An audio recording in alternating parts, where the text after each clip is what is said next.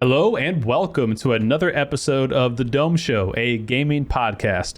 I'm your host, CDome, and in today's episode, I sit down with Matt, the creator behind PUBGLookUp.com, my personal favorite stat tracking website for PUBG, where you can track your stats, player progression, hosted leagues, join tournaments, and so much more. Now, even though I've known Matt for a number of years, this was actually the first chance that he and I ever did a phone or video call. So it was really fun getting to sit down and chat with him. I got to learn a bit about where he started in programming, where his passion came from. And of course, we got into the nitty gritty about PUBG Lookup, how to use it, what kind of stats it can track, and what kind of features he has planned for the coming months. If you're listening on your favorite podcast app, please be sure to leave it a thumbs up or a 5-star review to let me know how I'm doing. Now, if you're watching this episode on the YouTube version, feel free to get down to the description and check any of the timestamps out for different chapters and topics that we discussed. And after the episode's finished, if you'd like to follow up with me or Matt on social media, all of those links will also be in the description. We're on Twitter, Twitch, YouTube, and Discord. Thank you guys for listening and watching today's episode, and I hope you enjoy. Peace. What'd you get? My bad. I've got a peach crown and Sprite mixture here. All right. Yeah, I was on limited supplies, so I was like, I could vodka Sprite, which vodka's not. I'm like a beer guy, so and then I have some gin too. And I was like, none of this feels right. I got a bug in here. None of it's hitting the spot, dude. But I'm so glad you said about bugs. We got these goddamn millipedes at our house. Bro, I'm not joking. They're fucking everywhere, man. Like, what? I had to go and buy this, spray stuff, and I went around the perimeter of the house, sprayed it all there, and I didn't get to spray the inside of the house yet. But like every time I turn around, like in a corner of the house or something, there's like a little spider. It's eating a millipede, like these little tiny ass, like small versions of a centipede. And my wife obviously does not like that at all. Okay, so it's it's not like the Jumanji. No. They're like the this long. Half of your body. No, they're like this, but it's like disgusting. It's like a little goddamn bug crawl around your house. Yeah, and then it's all these freaking little legs and shit, like go everywhere. Yeah, nothing should have that many feet. Why does it have that many feet? Why do centipedes exist? No. Why? They don't need to. Like, so the ants. Lord's mistake. Ants exist. They have a purpose, right? Bees have a purpose. Mosquitoes don't. Okay, so mosquitoes. Get rid of them. Mosquitoes ride out on the centipedes. Get rid of mounts. them. Mosquitoes gone. Centipedes don't serve any purpose except maybe to feed birds and fishes. There's and probably shit. some like ecologist or something that's like, centipedes though are a vital part of the ecosystem, and guys are assholes. If they weren't here, we'd crumble. This whole society would crumble. Yeah, they're like, little do you know, holding up the pillars of humanity, centipedes. You're out there just desecrating them. Speaking of drinks, I had to make a choice. I went into my freezer, and I have Peach Crown, which is like kind of. I've been like I used to always drink vodka and like Sprite growing up.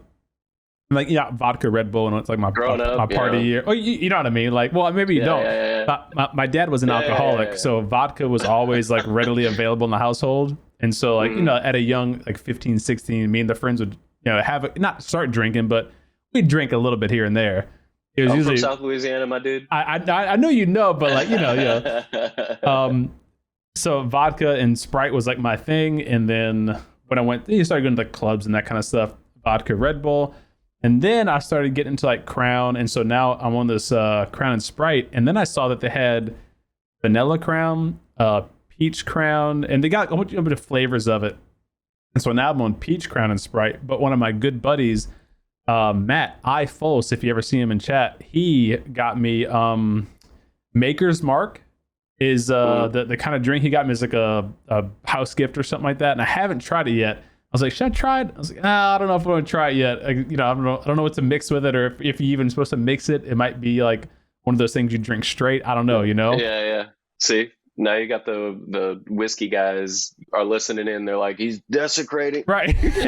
Take all these specialized markets, you're just really killing. That's exactly what I'm thinking. I was like, man, because if someone like is a connoisseur of those kind of alcohols, they're gonna be like, no, bro, you're not doing it right. Like. Yeah. So well, luckily I'm just rocking some grocery store wine, so I don't think anybody's gonna be too mad about that. That's the best kind. But my wife and I, obviously, she's pregnant, about to have the baby this week, so no drinking for her for a while. But we started getting into wine drinking 2 years ago, maybe 2.5 years ago, and like she used to hate it. And now she's kind of warming up to it. And so we have like a random bottle of whatever. But anytime I buy wine, I like the cheapest. I'm like, what's one step above that? And I'll take that one, whatever. Like I don't care at all about like the flavors and shit. There's a legit psychological thing around that where they did these studies and they made like 3 tiers of stuff, and they would just shift the prices around, not change the product, and everyone would buy the middle because they're like, I don't want the shittiest one, but I'm not going to be an idiot and get the best one either. You're not getting one over me. No matter what, they would just buy the middle, like it didn't matter. It's fun. I used to work at Best Buy as like one of my high school jobs, and then like into college. And when I worked there, I was sales associate or whatever.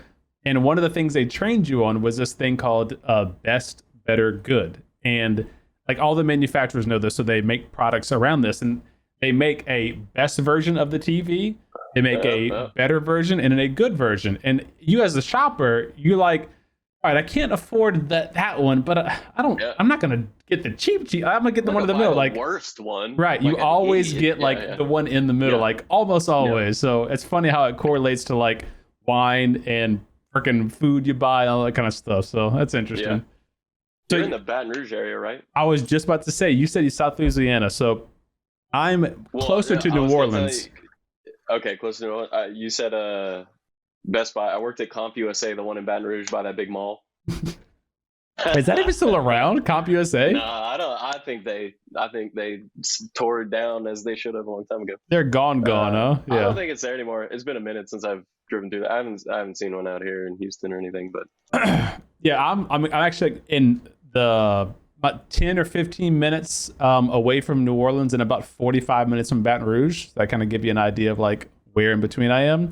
Yeah. And I worked at Best Buy, and before I worked at Best Buy, it was like a thing that I wanted to do. I wanted to work at Circuit City or Best Buy, It was like you need either or. And this was when Circuit City was still a thing. Yeah, and so I was like, I'm trying to sell computers to old people, and right. So I finally got I applied at how old was I? I want to say I started working at Subway, like my first ever job, like on payroll with like W-2s and all that was at Subway. And I was at 15 years old. I got my worker's permit and I started working there. And then when I turned 17, I think I applied at Radio Shack and Best Buy and didn't get it. And then around the age of 18, I was super bummed too, because I was super into tech, into games, and very personable with people. So I want to go do that. Oh, come on. You were in there for the 40% off you knew you were going to get. Well, no, but I didn't know about that until I actually got the job. To know about the perks. I didn't know. Realistically wanted to be a tech guy. I wanted to be around all this stuff, because I was like, that'd be a fun job. And so lo and behold, they opened up a brand new store. And so they needed to get a bunch of employees, this brand new store they built. And so I applied there, and then long story short, got the job there. And I stayed there for 4.5 years. And to this day, I always say that was one of my best job, the funnest jobs I ever had. It was not laid back necessarily, because they were very numbers driven and stuff. Obviously, it's a sales place.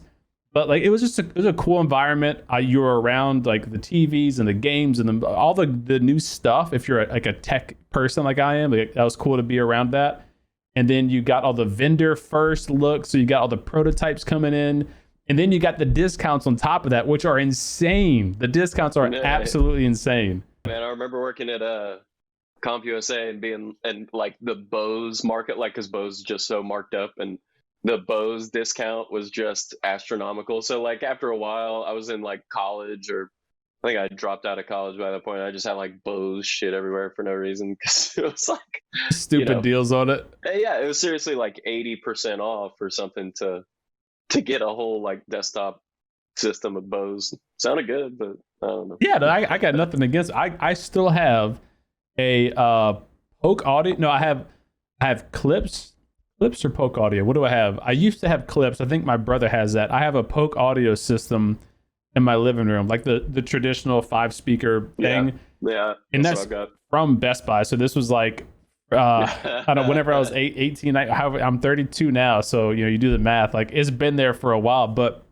we used to get dumb deals, and the most egregious deal is accessories. Ever since I worked there, I remember when HDMI cables were like, bro, they were ridiculous. I remember you walk out there with like $2, and they were like $130 for like the super powerful speed. You like the monster gold cable. Yes, and you get it for like $5.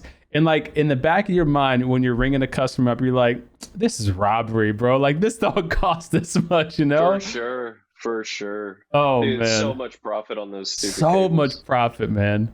I think that's where so many people like our age and dudes in general just like hoard cables. They're like, I remember paying like... You have your drawer? You have your drawer of all the cables? For this thing. Yeah. Oh, man. This whole thing is like drawers. It's probably mostly cables. That's awesome, man. I have the same exact thing. And obviously, we just moved in last October. So I did like a cleanse because my wife was like, babe, you don't need all these cables. I'm like, you don't understand. One day I'm going to need them and I'm not going to have it. And so I had like the exact same conversation the other day. I kept a bunch of them, like zip tied them and made it clean and wrapped them up, but like they're just sitting there collecting dust. But every now and then I do have to go in there and get one. And I'm like, I knew I needed this thing. I'm telling you, the day you throw it away. That's when you need it. You'd be like, where's that mini HDMI I held on to for 7 years?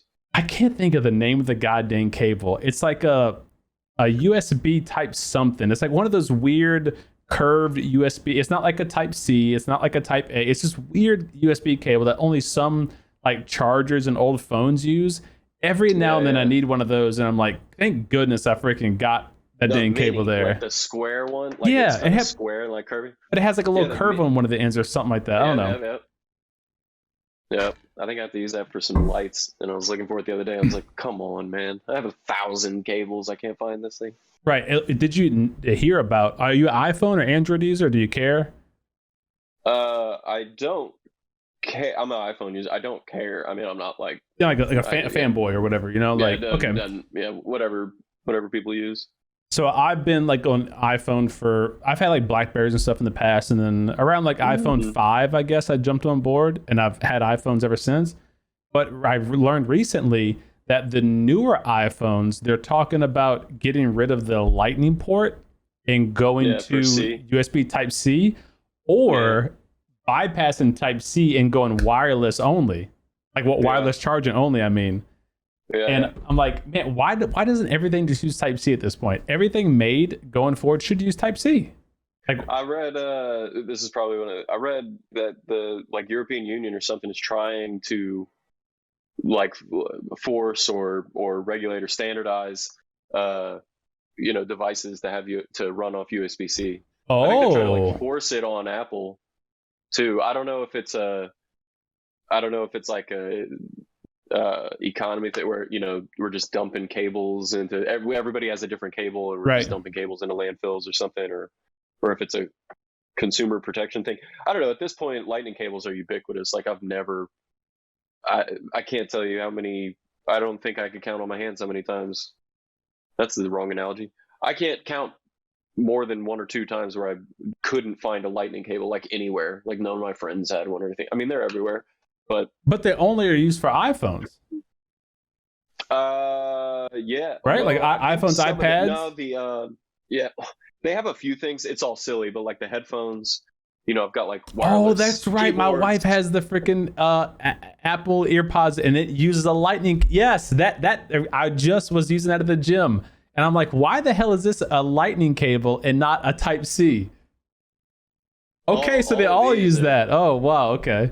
all of these are Lightning. I mean, even if you have an Apple TV, the little remote, it charges Lightning now. So Come on, man. but every single one of these gets a cable, right? So I've got Yeah. 2,000 light. I'm never going to run out of cable. So to me, it doesn't matter. I Right. understand. I mean, I don't even know if I understand the argument. I don't really care. I guess I could carry one cable around to charge lots of different stuff. Well, that would be the argument. Yeah, you have one That is type the of argument? cable for everything. Yeah. But am I? Yeah, I think that. I mean, sure, that's fair enough. Because USB-C goes both ways. I'm not really. Well, a lot of times I want to charge more than one thing at the same time anyway, so then I'm carrying multiple cables anyhow. So I don't know. Okay. Yeah. True. Yeah, USB-C does go goes both ways. Cool. Like on the computer, like they now have USB Type-C connections to charge stuff on there. Yeah. And so if your device has USB, then you only need male to male USB, and then you're easy peasy, not having to get like a Lightning to USB A or a Lightning to USB C or whatever, For sure. No, I get that too. Yeah, at this. I guess my only thing at this point is that it's ubiquitous, so I always have one.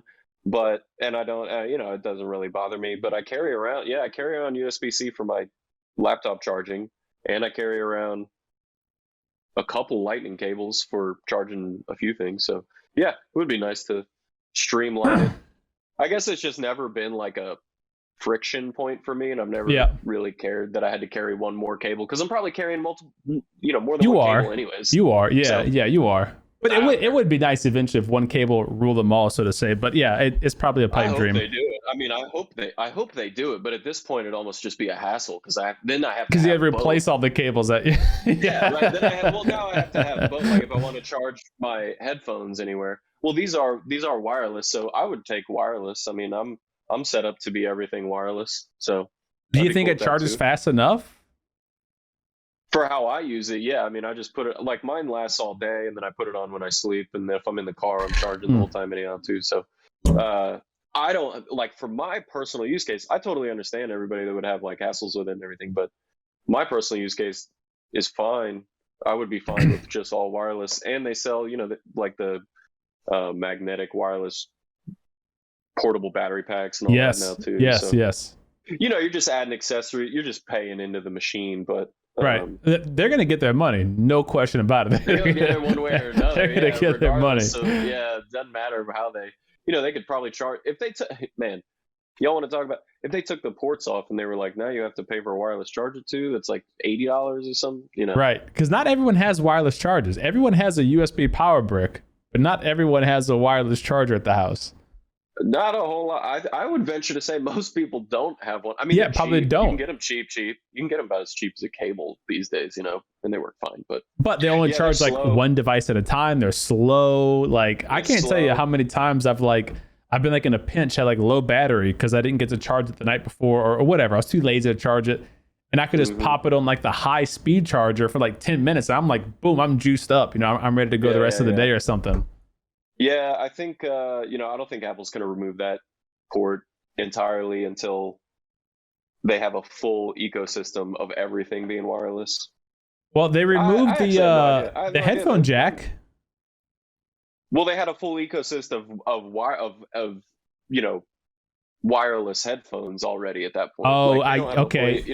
I see what you're saying. You can't wirelessly charge the same thing, like the keyboard or the mouse pad or certain things you can't charge. That's so right. You have to have cables for like half of their ecosystem, and then you don't have to have cables for the other. That's right. Because I think a huge part of their marketing is going to be like, we're wireless everything. They were pushing that for a little while with the headphones. Yes. I didn't think about that. To bring a lot of the rest of their.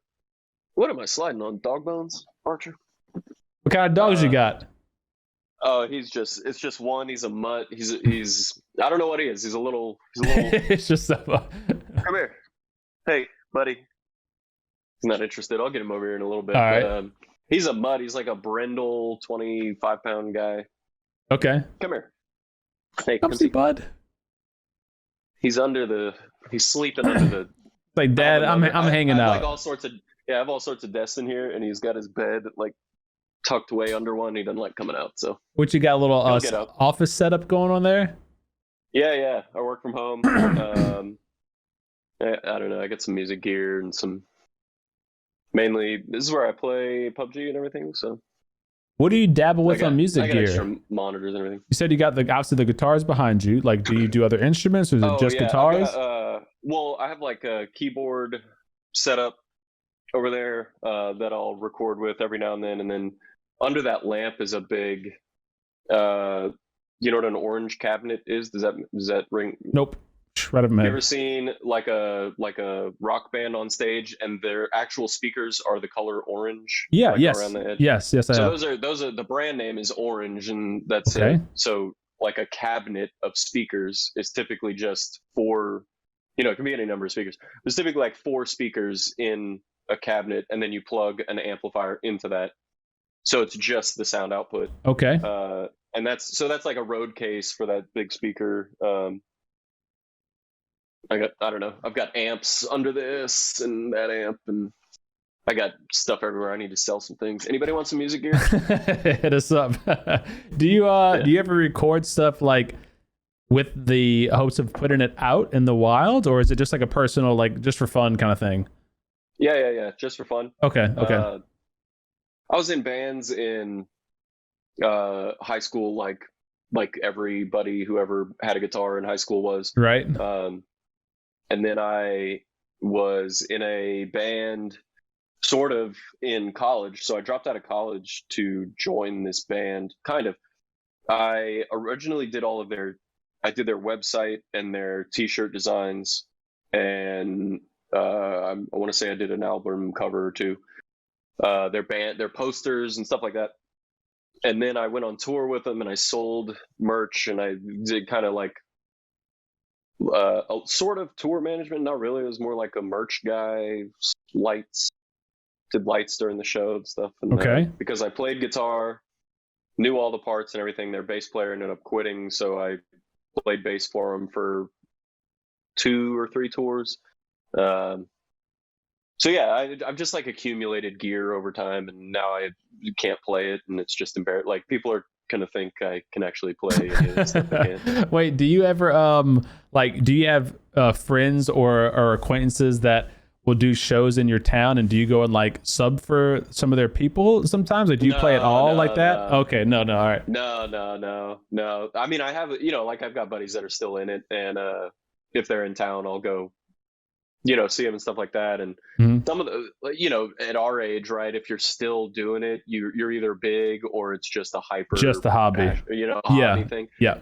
So I've got buddies that are opening for, big name acts and stuff like that now, but they stuck with, they just grind. It's probably like any industry, probably similar to streaming or something. You just grind, and some people make it, some people don't. But either way, it's a grind. I feel like the music industry is on another level because the cost of entry is way higher than the cost of entry for streaming or YouTube. Like, all I need literally to bare bones it is a webcam, a cheap microphone headset, and like a computer. Like, that's it. I feel like the music industry, you need like friends, you need band members, you need the equipment, the gear, the transportation, all that, know? I don't know. It's a similar thing. So I have a buddy. There's like this painting down here. I have a buddy who's like this multi-talented like artist guy, super creative. He plays a ton of guitar, and he sings and all of that, but he doesn't play drums.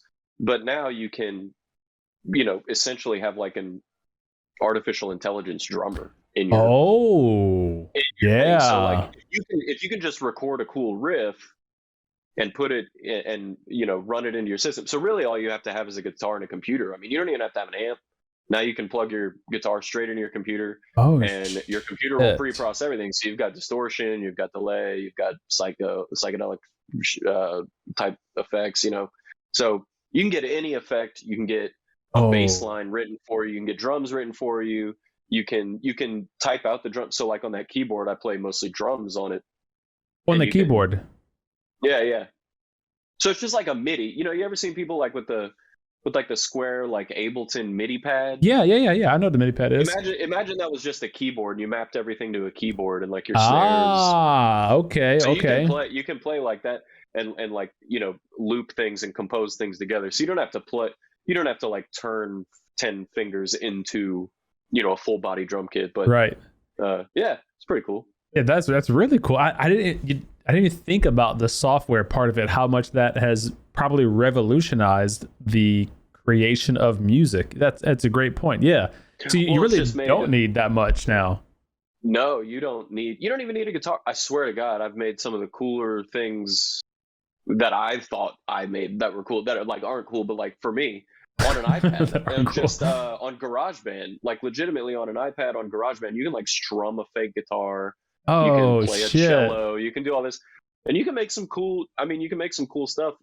You know, like a movie score type stuff. Yeah, yeah. I don't know. It's kind of it's wild. I mean, I feel like with technology these days, if there's anything you want to do, there's a cheap avenue into it somehow. I remember, man, it was God, it's probably more than 10 years ago now, but the answer to everything used to be, I bet there's an app for that. Like whenever you and a buddy would be talking about something, you'd be like, I bet there's an app for that. Like, oh yeah. And like there really is like an app for that and that, like for everything. Like anything you want, there's an app for it. Like I think so. I think there is. It's freaking nuts, man. How much tech, like, you know, obviously the wife and I are gonna have our baby girl in a couple of days. She's due. We go on Wednesday night to get induced, and so you start thinking about things a bit different. You're like, yeah, like when she's like 15, like what's the world gonna be like? Like what is she gonna have access to? It's just like, oh man, it's crazy, man. Do you have any kids or no? No kids. That's man. Solo dolo right now? No, my girlfriend is in Louisiana. Long time serious girlfriend. Oh, that's right. That's right. Yeah, I remember you saying that. Okay. Yeah, so she's still in Louisiana, so I travel quite a bit, in and out. You know, we kind of cycle in and out. Hopefully, we'll get her over here pretty soon. So you're not coming back to here? No, not now. Okay. No. The goal is to get her out. Yeah, the goal is to get her out here. You know, but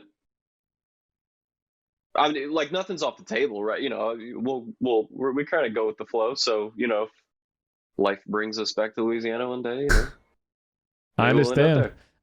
She's been there her whole life, so she loves it. So, you know, family's there, born and raised, that kind of thing. Yeah, we both love Louisiana. I think she'd stay there forever if she could. But yeah. I mean, it's not a bad state at all, but the wife and I have definitely talked about like, where would we go if we moved? You know, what would we do if we moved out?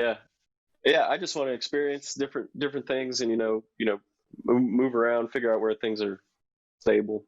It's crazy. I don't know what I'm talking about. No, you're onto something. You're onto something because I think a lot of people share that same sentiment, and it's one of those things where this is going to sound very cliche, but you don't know until you know. And so if you're like a hometown person who have never lived outside of their hometown city or state, you don't really know how different life is in other states and other cultures, because it really does change. Like the culture of like small town Arkansas is 180 from like San Diego, California, and it's like not even comparable. But if you never knew that, you know, like you just don't know. And it's a big thing is when I'm thinking about raising kids, you know, you really start to think about what would I like my children surrounded by, and what kind of influences do I want them to have, all that kind of stuff, you know. Like my dad's side of the family is from California, from Northern California, and so I've been there many times, stayed there for long periods of time. And for the longest time, I thought I was going to move there eventually. But then I met my wife, and, you know, we got together. So we end up staying here, and she's born and raised here, would hate to leave. But now that Stella's almost here, she's kind of been more open to like, okay, maybe in a couple of years, we might entertain like Texas or something a little bit different than South Louisiana. So I don't know. We'll see. Man. Yeah, it's I moved out to New York for a minute. I lived in Southern California for a minute, and the Chicago, or I didn't live in Chicago, but I spent quite a bit of time in Chicago for a little while. And man, people are different everywhere. I don't know. It would be a shame to, I don't know, not see what's out there. Yeah, to not experience it. And like, if there's one thing from, let me take a week of vacation to the beach. Like, you don't really get to experience the lifestyle of like what it is to live every day there, because you're at the beach. You're in vacation mode, you know. There's a different vibe you don't get when you're not living there, you know. Like, for a couple of, I mean, you're familiar with hurricanes and having to evacuate and that kind of stuff. I remember for Katrina, we had to evacuate and we bounced around, man. We went to like Florida for like a number of days. We went to Alabama for a number of days. We went to South Tennessee. We went to, like, we were all over the place. And so like just that one event at like, I think I was 15 at the time, 15 or 16, is like, you just see like, oh wow, like life is a lot different in a lot of other places. It's not all just like the same hometown vibe. And so even in the South too. Yeah, dude, the South is just such a wacky region. It really is, man. It's like it really is. There's every type of person but a northerner down here. It's weird. They call New Orleans, the melting pot, and it really is, because if you like spend some time in New Orleans, like downtown New Orleans, there really is like every ethnicity, every race, like everybody just kind of blended together, and so you really get a unique vibe. Where I've been to, I don't know how many states, a lot of states, and I've been out of the country a couple of times, and no place has really had that same welcoming vibe that New Orleans has. And obviously it has its bad side. It's like it was at one point one of the highest crime rates like in the country, and like I'm sure it's still top 5 or whatever. Like it's not great, but if you get to experience the good part of it, man, it can be some of the best, and like you don't get that everywhere else. Sure. I have a ton of friends that still live in New Orleans, full blown families and all that in New Orleans. New Orleans is phenomenal. New Orleans is such a wild and unique place, man. It's never been, go to New Orleans. Yeah, if you have an excuse to go, and like really honestly, as a person who's lived here my whole life, I always tell people, you have a bachelor party or you're looking for like a weekend away with the girls or the boy, like it is a fun place to be. Like you really can't have a better time, like just with all the parties and the music and the festivals. There's always something going on, there's a crawfish festival, there's a gator festival. It's like you think of it, they've got an excuse to make a festival out of it, and it's a big, it's a big deal. And you can't not, like, this is, a lot of people are probably gonna like be like, what the hell when I say this, but you probably know of it. Do you remember Red Dress Run? Yeah. So still like, going, right? Yeah, well, they haven't since COVID. They haven't done it, I think, in a while. But for those who are listening and don't know, there's a thing called White Linen Night, where it's like everyone dresses up in all white linen. So shorts or pants or shirts or dresses or whatever, but it's all white clothing. And it really is like a lot of people go downtown New Orleans to look at all these art galleries and these like little music band festivals and stuff. It's just like an excuse to get out and party or whatever. Then is it the day after White Linen Night? Then it's Red Dress Run, and basically everyone wears red. Preferably red dresses, guys, girls, whatever. Like you're wearing red clothes, red dresses, whatever. And some people go to do like the run. It's like a marathon run for like the money raises for a charity and that kind of stuff. And other people go downtown and just party, but everyone wears all these crazy red like dresses and skirts and hulas and whatever you put it on, and you're shoulder to shoulder in Bourbon Street for like from 9 a.m. to maybe 5 a.m. the next day, and like you're just partying all day long, and it's super fun.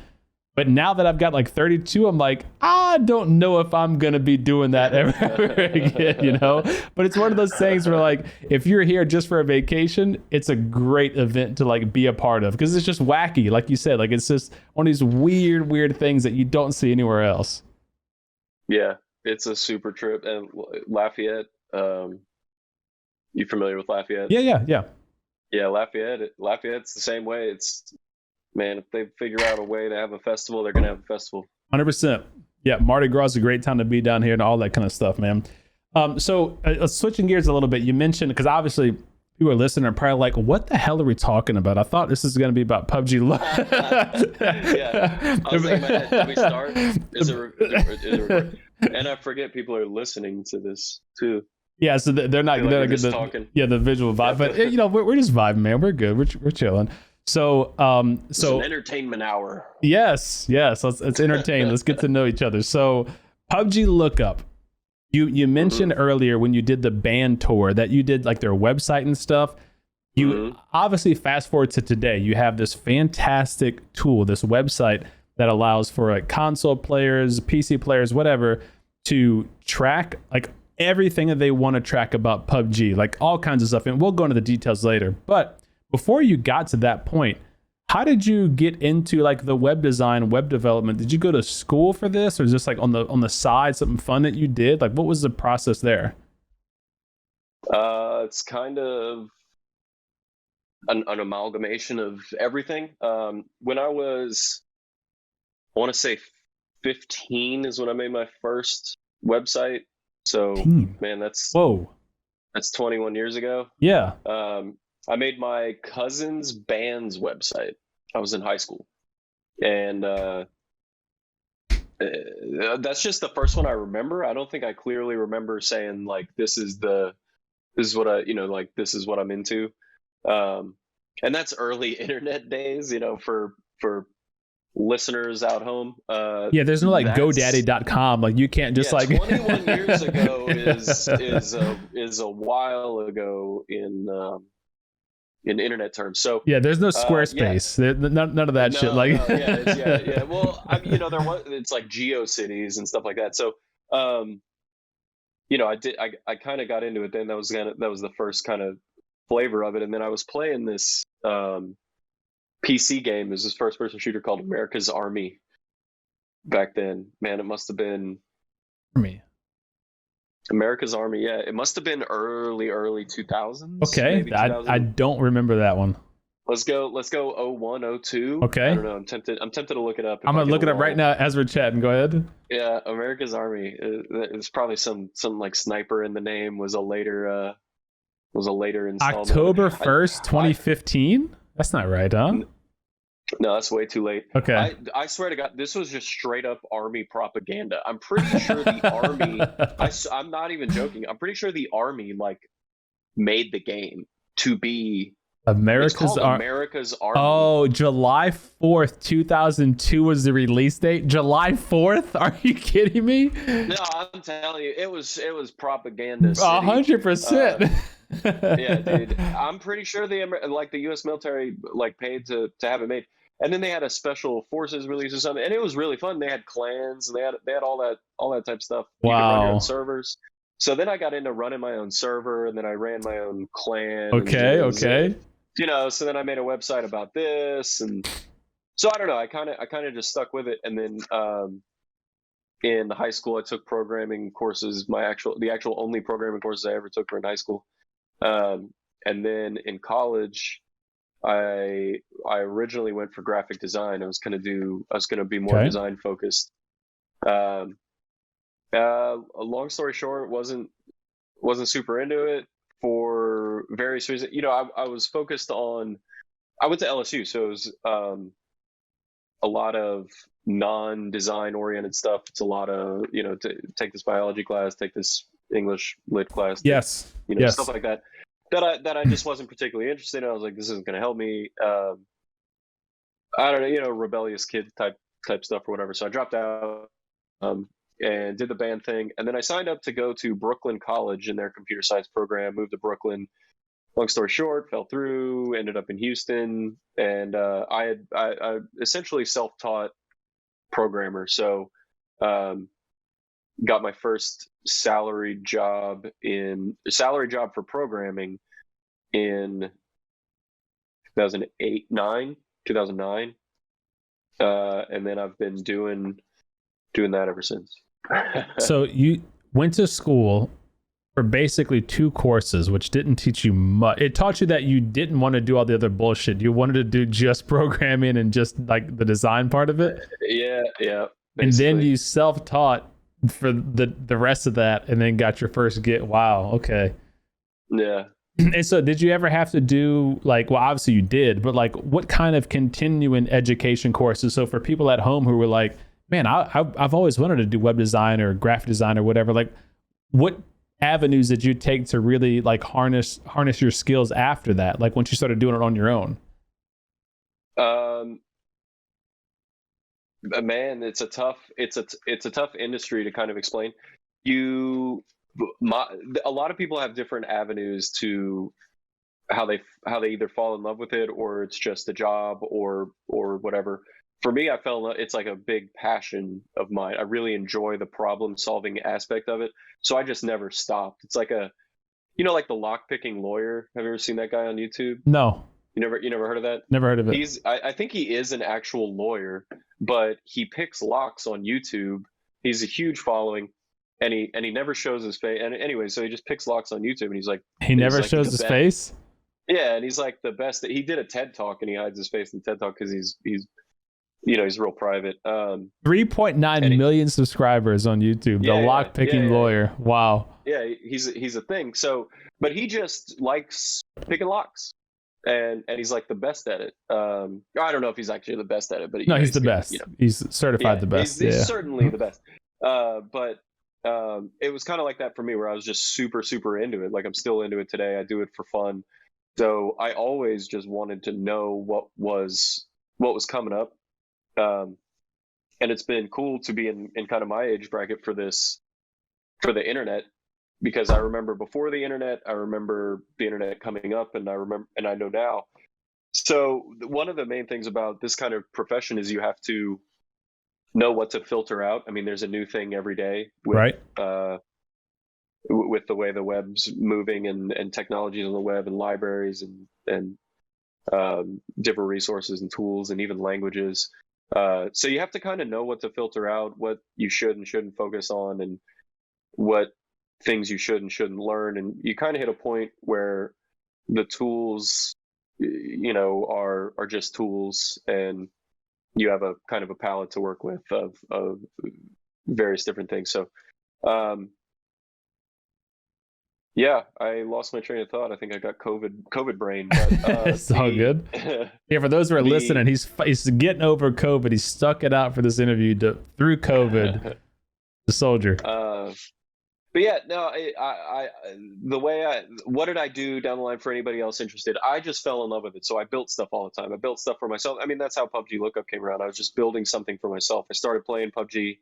I realized they had an API. I'm very familiar with working with APIs. I build APIs. What does API stand for? Too, for those that are listening? Application Programming Interface. So PUBG is one of the rare ones that puts out an API, and it's kind of all right. So I love that PUBG put out the API. I absolutely love the API. It's given me the opportunity to build this and have so much fun with it, and meet people and talk with people like you. But the API is weak, dude, and it's really blocked a lot of people, I think, from getting in. The API is kind of like a race car, right? It's great if you know how to use it, but it's tough to get into because you have to have a certain amount of resources. So Application Programming Interface essentially lets you take data from one system to another system, right? So okay, how can I pull data from PUBG and put it into a website? So you have to bottle up data into a format that multiple different systems and different programming languages can parse. So a pretty standard lately in the world of the internet format is called JSON, JSON. It's an acronym, JavaScript object notation. And that's how you kind of send packets of data to and from different applications. Is you'll take, let's say I have an Excel spreadsheet of data. Okay. You can turn that into what's called a JSON object, and it'll be a representation of that Excel spreadsheet in this JavaScript object notation. And that's what you can send over the internet to another piece of software. And that software, almost every programming language nowadays can decode JSON, JavaScript object notation. So you can send information back and forth that way. You can store information that way. You can think about it as kind of a human readable database. Okay. Tech guys, don't mess with me on this. I'm trying to. You got to dumb it down for someone like me who knows nothing about programming. No, it's not dumbing it down, but it's just taking it to the kind of early accessible concepts. So you saw that PUBG has this available API. When did the gears start clicking that you were like, I can take this? I mean, immediately, as soon as I saw that they had an API. So I originally watched it. So I'm working all day, every day, and I would watch Choco play PUBG. R.I.P. the it was on Choco console or Taco and anything. PUBG. You saw he just know. uninstalled, huh? Oh, can't talk about it. I mean, I'm sure he'll be back, but I mean, Yeah, who knows? Who knows? More power to the guy. I hope he has continued success. of course. Sure Wish him nothing but the best. And I'm sure he's going to dominate whatever new platform and game he goes to, like he always does. Right now he's on Apex, but he's a blast to watch no matter what he's streaming. Yeah, man, we'll see what he does. And maybe he'll come back. I don't know. I hope he does. I don't know how you play games. I don't know how you do it. I don't know how anybody does it for that long, all day, all the time. Maybe it takes that game. Like it's kind of like programming for me. I'm super into it. Most people can't understand how I could sit at a computer and program. Yeah. Gamer brain. You got it, so you do it. But man, it's a hobby at one point, and then it jumps the gun over to okay, now it's a job. Like it's a hobby for me still because I don't rely on Twitch or YouTube to support my family, like one day it might be, and then things might change, but like right now it's I thoroughly enjoy doing it. Like this is not something that we're gonna make any money from, but it's fun to do, it's like I want to do it.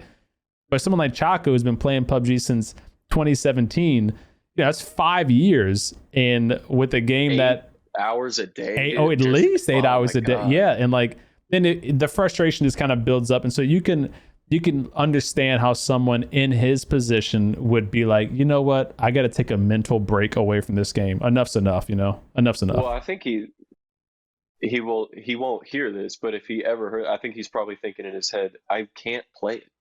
Like I can't physically cannot. Yeah. Like it's crashing. I can't play it. Yeah. Like whether I want to or not is one thing. Right.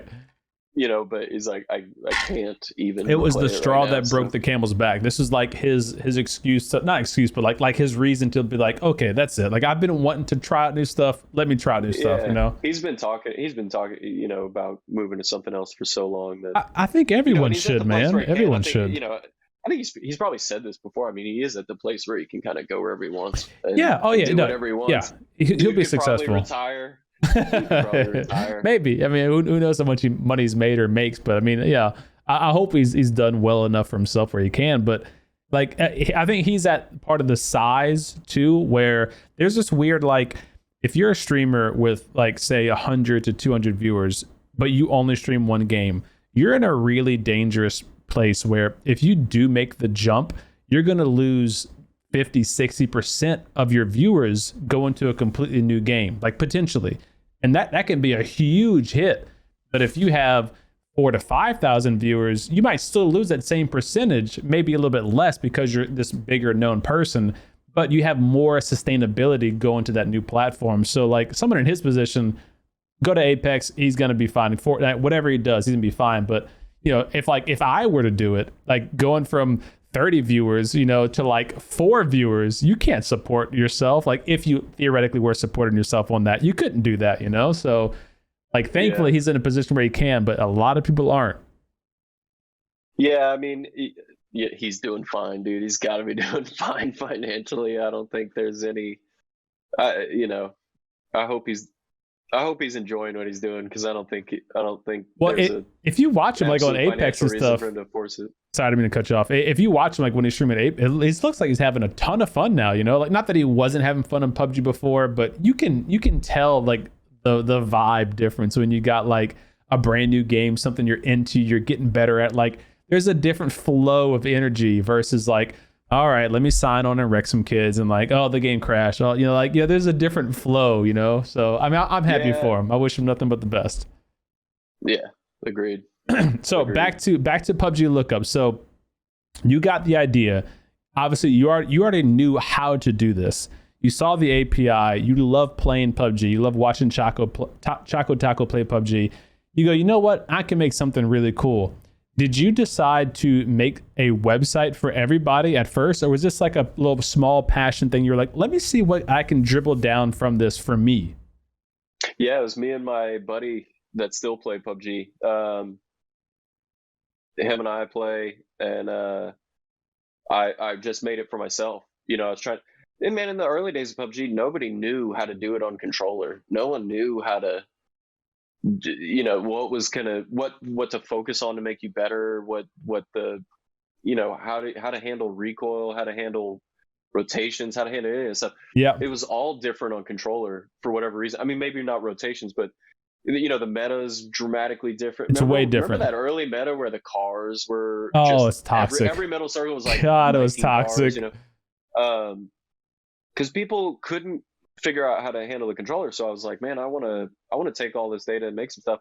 And I did it just for myself. I didn't know what to name it. I didn't have a URL. I didn't have any of that stuff. It was never intended to be for anything other than myself. And then shout out to whoever made what was it called? PUBG Detective, I want to say.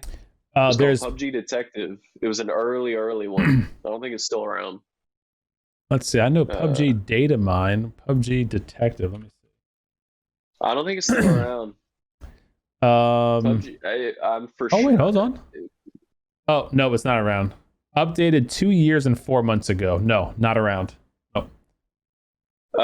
So that there was a dude that made PUBG Detective, and it was I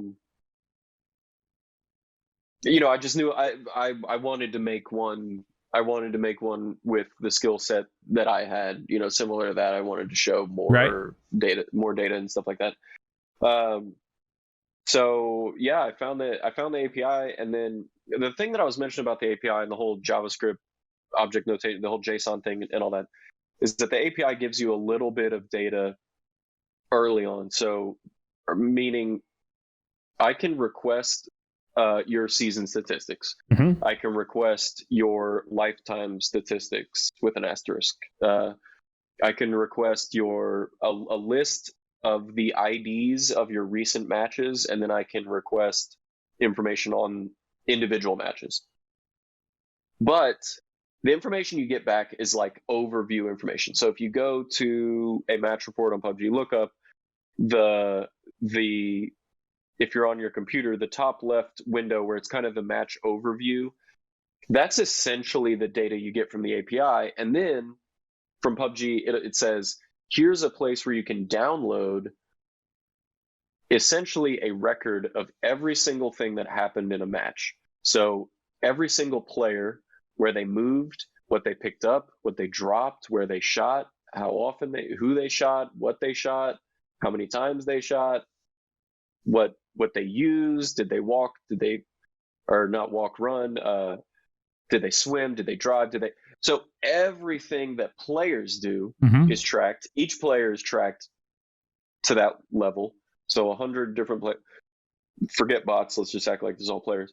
Right. So 100 players have all of that information tracked from the, opened parachute, landed, vaulted, everything.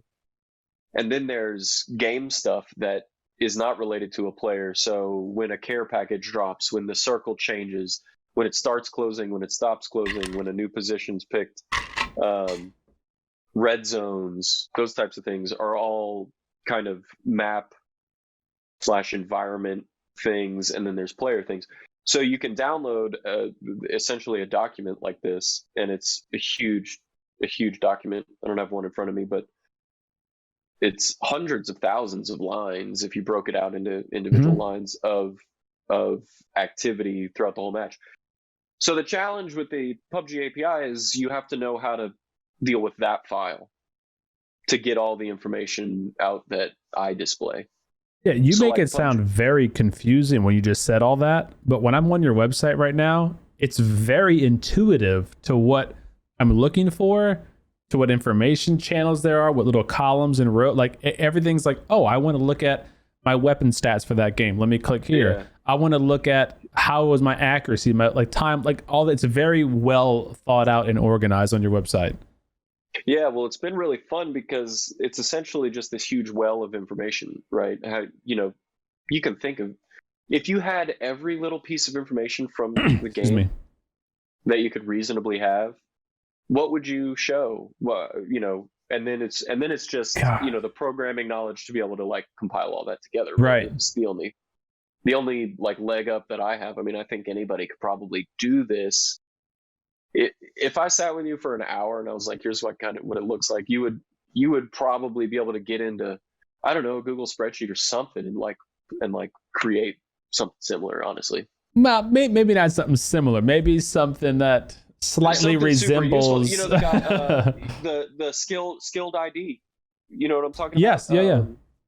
Skilled ID. Yeah, Yeah. he pulls in all that stuff, and he processes. I don't know exactly how he does it, but I think he processes through like Google Documents or Google Spreadsheets or something. He pulls in those big files and processes them that way. Oh, I didn't know that. Okay. You know, I'm sure he's got some background in processing things like that, but Right.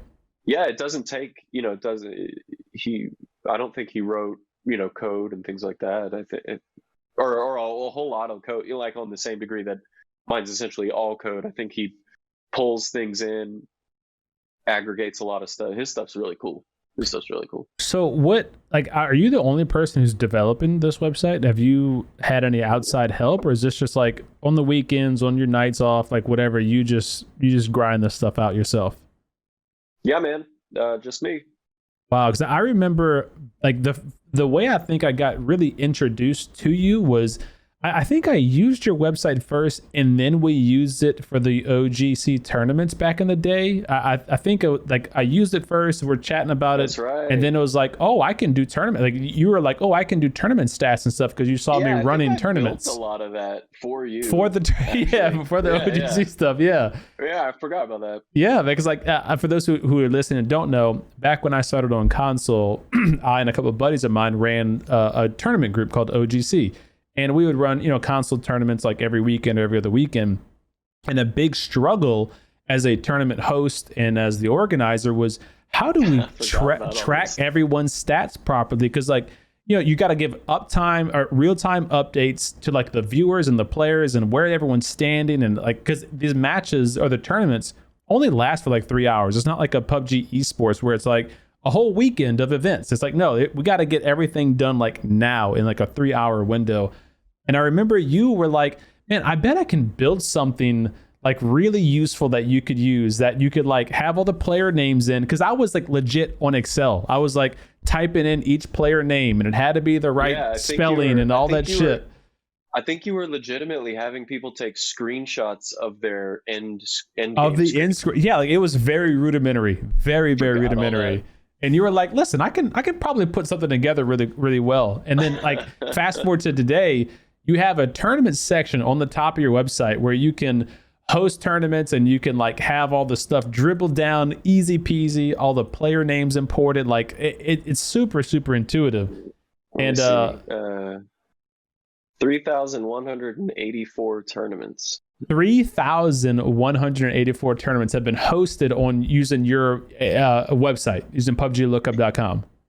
Yeah, that's probably a vast overstatement, though. I would say a lot of people create tournaments just to see what it is. Oh, and don't yeah, okay. I would say 70% of that, like 40% probably actually ran. Okay. Well, maybe. All right, whatever. Call it 1,500 people or 1,500 tournaments have been used. That's still a heck of a lot of tournaments. And yeah, I think it's probably 1,500. It's super useful because it helps the hosts, it helps the players, and it helps the viewers when they can just hit like exclamation leaderboard in the chat, and then boom, they have a link to the active leaderboard of like kills, deaths, assists, point, like all that stuff. You know, it was super, super cool to have that available.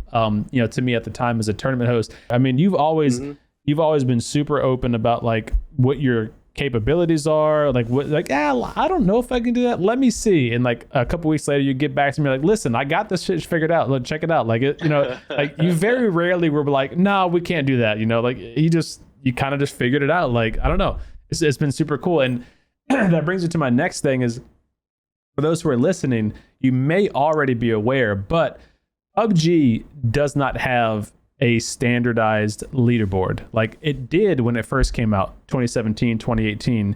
And for some reason, they got rid of it. And it was one of the best features of PUBG because the average player could see where they ranked in the global or regional leaderboard against their friends and other players. And it was like this really cool thing to play for if you cared about that. You could see how you are against your closest friends and then how you are against the global leaderboards. and they deleted it. They got rid of it because they said enough people weren't using it, or whatever the case was. Well, now Matt over at PUBGLookUp.com has a league section in the top of the website, and I'll overlay this on the video for those who are watching it on YouTube. But you can go to Open Seasons, and right now we're in console and PC Season 3, and you allow up to 500 total players. Is that right? Yeah, I mean, yes. So right now it's 500, and it was lower before, so you were able to increase it to 500 at some point. And so what you can do is you can go to view leaderboards, and you can join solo, duo, or squads. And then once you click join and your name is registered in there, the website will track all of your games, your stats, and all that kind of stuff automatically for you. You don't have to do anything else. You just click join. And then you can go back and hit view leaderboard at any given moment, and it'll pull up a list of the top 500 people who are registered and have joined that leaderboard. And you can see where you link up. So like you can see who's the top 3, the top 10. It gives you kill points, rank points, wins, player kills, and all of this is for the casual mode in PUBG. You do not have to play PUBG ranked to get this stuff tracked, which is the really cool and attractive part, is that it's open to everybody. You don't have to be a sweat in PUBG to really get access to it. So I thought that was really cool that you did that, and I wanted to do a YouTube video on it, but I figured I'm gonna have you on. Like, let's talk about it. So where did the league thing come from? Was that something that someone asked you for, or you yourself were like, man, let's develop this missing feature that people really want? Well, yeah, nobody asked me for it. I mean, I think people were putting out into the PUBG world that they wanted a leaderboard. You know, you'd look on any of their boards and they'd say, bring the leaderboards back. So I think people were asking, you know, the PUBG gods for a leaderboard. I don't know if people expected, or if even I expected, that a leaderboard would really even be possible. I mean, there's so many challenges with figuring out a leaderboard. I guess there are. It seems simple now, but when I was working on it seemed really hard then. But with bots in place, it's like, there's so many variables of what makes a bot, take the skill element out of the game. You know, somebody facing 100%, 99% bots versus somebody, facing 0% bots is a drastic difference. So, I just kind of thought there were a few things that I was doing already that made me say, oh, this is definitely possible. So the way that I was processing and assigning points for tournaments, I was like, okay, well, I can do that. I can scan a match and assign points. So I know that that's possible. I just have to figure out the parameters for what's gonna count as a point, earning points. Yeah. And then the other thing was tracking matches constantly. So right now, how PUBG Lookup works is like let's say CDome goes and looks at his profile for the first time ever. He's never looked at his profile. Mm-hmm. The PUBG Lookup system is going to make a request to the PUBG Lookup API and say, can you find a player named this? And if they can, they'll return that information to me. And then I store that player in my database. And now I've got every player has a unique account ID. So if you change your profile name or whatever, you still have the same account ID. So I'll get your account ID and your player name, and then I give you a player slug, which is just like the URL version of your name, and then make requests for players after that. So what I needed to figure out or not necessarily figure out how to do, I just had to do it, was figure out how frequently I wanted to make a request to the PUBG API servers to see if there is a new game that you have played, mm-hmm. that CDome has played, and then I need to process that game and store the information, and then wait until you've played another game, and then process that game, store the next information. Right. So the reason the early leaderboards were at 200 or so is because if you've got 200 for each leaderboard, then you've got 1,200 total possible people. And now every 10 minutes, I am making 1,200 requests to the PUBG API as quickly as, so the 10-minute mark hits and I'm making 1,200 API requests to the PUBG API. Yeah. And waiting for all that response. And then my server has to take your gigantic match files that I was talking about and process that. So for me to every 10 minutes process 1,200 people takes a bigger computer, and every web server is just a computer, in a server room somewhere. Right. So then I needed a bigger computer, a bigger server to process more things. So now we're at 500. So theoretically, we could have 6,000 players. Is that right? No. Yes. Well, you have solo, duo, 3,000 players. Yeah. So 3,000 players every 10 minutes being processed, and that's just for console. There's PC also. Right. So the server strain was the main issue at the beginning, and then also I needed to figure out a way to make, instead of 3,000 requests, how can I make fewer requests? So figured out a few ways to kind of do some tricky stuff, which leads to some limitations, but it's always a give and take. Sure. So I had a couple other features in there, and one of the things that I discontinued after a while was I was doing this thing called community analytics, air quotes, where I would just randomly sample matches that people were looking at, and I would look at where were the hot drop zones, what was the most popular weapon, average kills per match, how many matches were, what was the map distribution over, a large subset of people. But that got really tricky to maintain with map changes, and the PUBG terms of services is not super tricky. It's actually it's a pretty fair one, in my opinion. I mean, they're a publicly traded company, and they limit you from mining things to try to get a concept of how big the player, like a true number of what the player base is. Yeah. It's against the terms of service to try to do that, which theoretically you could. That's interesting. It's against. Oh, they want you to not do that. It's against the terms of service to make like blanket assumptions about like the whole player base. So when I was doing the community analytics, at the very top, I had this huge red banner section that said like, this is a very small subset. This does not indicate, this does not represent the whole player base. Right. Because people would look at it and they would say, you processed 5,000 matches in 2 hours, like, this game's dead, and they would say stuff like that, and I'm like, yeah, no, okay, I see. I'm only processing like some, like this is an absolute minor fraction of what's being played.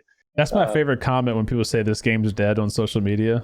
Like when they'll watch my YouTube video, which is only PUBG, by the way. Like my channel's almost only PUBG. You're like, this game's dead. PUBG. Like, what are you doing watching this? Like, what do you mean? Dude, no, people are like deep in thick in like the PUBG console, like, threads that aren't popular, and they're commenting dead game. It's like, right. What are you doing in here? What are you doing in here? Like, give me 1 second to change my battery. 1 sec. I feel like PUBG is like they're Bitcoin. Like the media has they got the free time to go and sift through a quote unquote dead game just to comment that you're like, it's like, okay, man, okay. I don't know. It's like, all right, then let it be dead. I don't understand the dead game. Right, then go play Call of Duty or whatever you want to go play. Like cool, cool. Like the whole concept of dead game never made sense to me too, because like, yeah, you could go on Twitch and look at like the viewer count of a game and be like, oh wow, the game's dead. But like, if people are still playing and enjoying it, like that's all that ultimately matters. As long as you can get into the game, get a match, and play, that's all that really matters. 100%. 100%. I mean, I think Halo 3 queues pop right now. Like, oh, actually, I think didn't they just take Halo 3 servers down for good? Like, I think that was a very I think it was a very recent. I say that. No, hold on. Halo 3. What's Fat Rat gonna do, man? Well, so goodbye Halo 3. It's the end of an era. As of January 13th, servers shut down for Halo 3, but they still have Halo Master Chief Collection going, which can't you play Halo 3 on that? Halo Master Chief Collection, play man. Halo 3. I thought for sure you could play Halo 3 on the... they shut down the multiplayer version of Halo 3 servers. Okay. So, of course, you can still play Halo 3 campaign through the Master Chief Collection. But, yeah, I think the multiplayer is now done. But, I mean, they have 4, 5, and Infinite. Like, it's like, they have a reason to... It's not like PUBG has a PUBG 2, 3, 4, 5. They're keeping the old one alive. Yeah. No, but, to your point, if you can get in and play the game, then get in and play the game, man. Which it's kind of not dead if you can play. What if you can't? What if you're in a region that the player count is so low that when you join, you get 20 players and 80 bots? Is it still the same game? Dude, is it? Can you say it's still the same same experience? I exclusively play duos with my buddy in Australia. Oh, is SEA region, right? OCE. OCE, okay. What's SEA? And what the hell is SEA? I don't know. Where did I get SEA from? SEA is a region.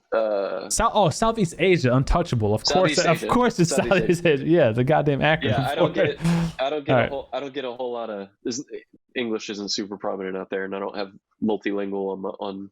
I do get a lot of Japanese traffic, interestingly. Oh, on the website. Okay, interesting. Yeah, but I pretty much play exclusively duos on Australian servers. So I'm rocking like a 200 ping, but we'll play.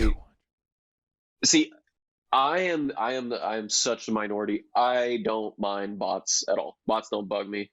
I'm not good. I'm in to have a good time and whatever. We get on 200 ping, dude, I'm getting roasted by anybody. So I don't mind playing against bots. But yeah, we'll play 90% bots on the regular. No. All the time. No. Yeah, all the time. That doesn't get under your skin at all? It used to a little bit, but now me and my buddy just play it like to keep in touch, like just to hang fun, out with each other. Yeah, for sure. I mean, we like the game, and we're and it's kind of fun when we're all in the same like we see the same names over and over, and right. You just get down to the last 6 or 10. And then you take it seriously. Yeah. So I don't know. I mean, it's all right. Dude.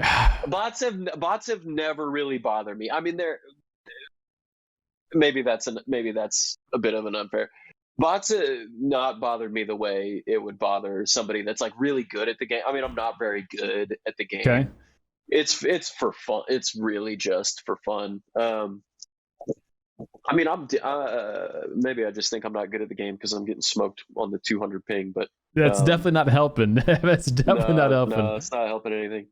No, it's we have a lot of fun with it. It's not a competitive thing, but we've played consistently since 2018.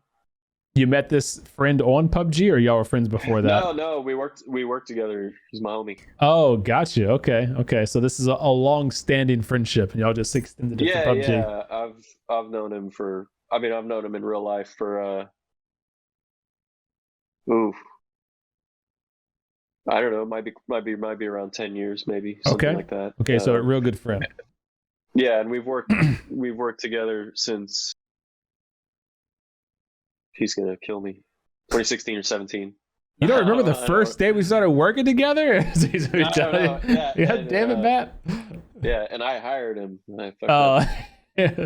Yeah, like the thing with bots, man, is just like as a player who I guess I would consider myself a better than average player. I don't dislike bots. I feel like they do have a purpose and a reason for the game. I feel like new players or casual players should have no reason to be forced into a lobby of players like me that are like driving around, sweating, like really like quote unquote fragging out, like that can be very annoying as a new player or a casual player. Sure, but I see this is something I've been wanting to say for so long. I'm like, I don't have a medium for this. The spirit of the game is let's call it solos. You're dropping in one person against 99 other players. Mm-hmm. That's all things equal, that's a 1% chance of winning.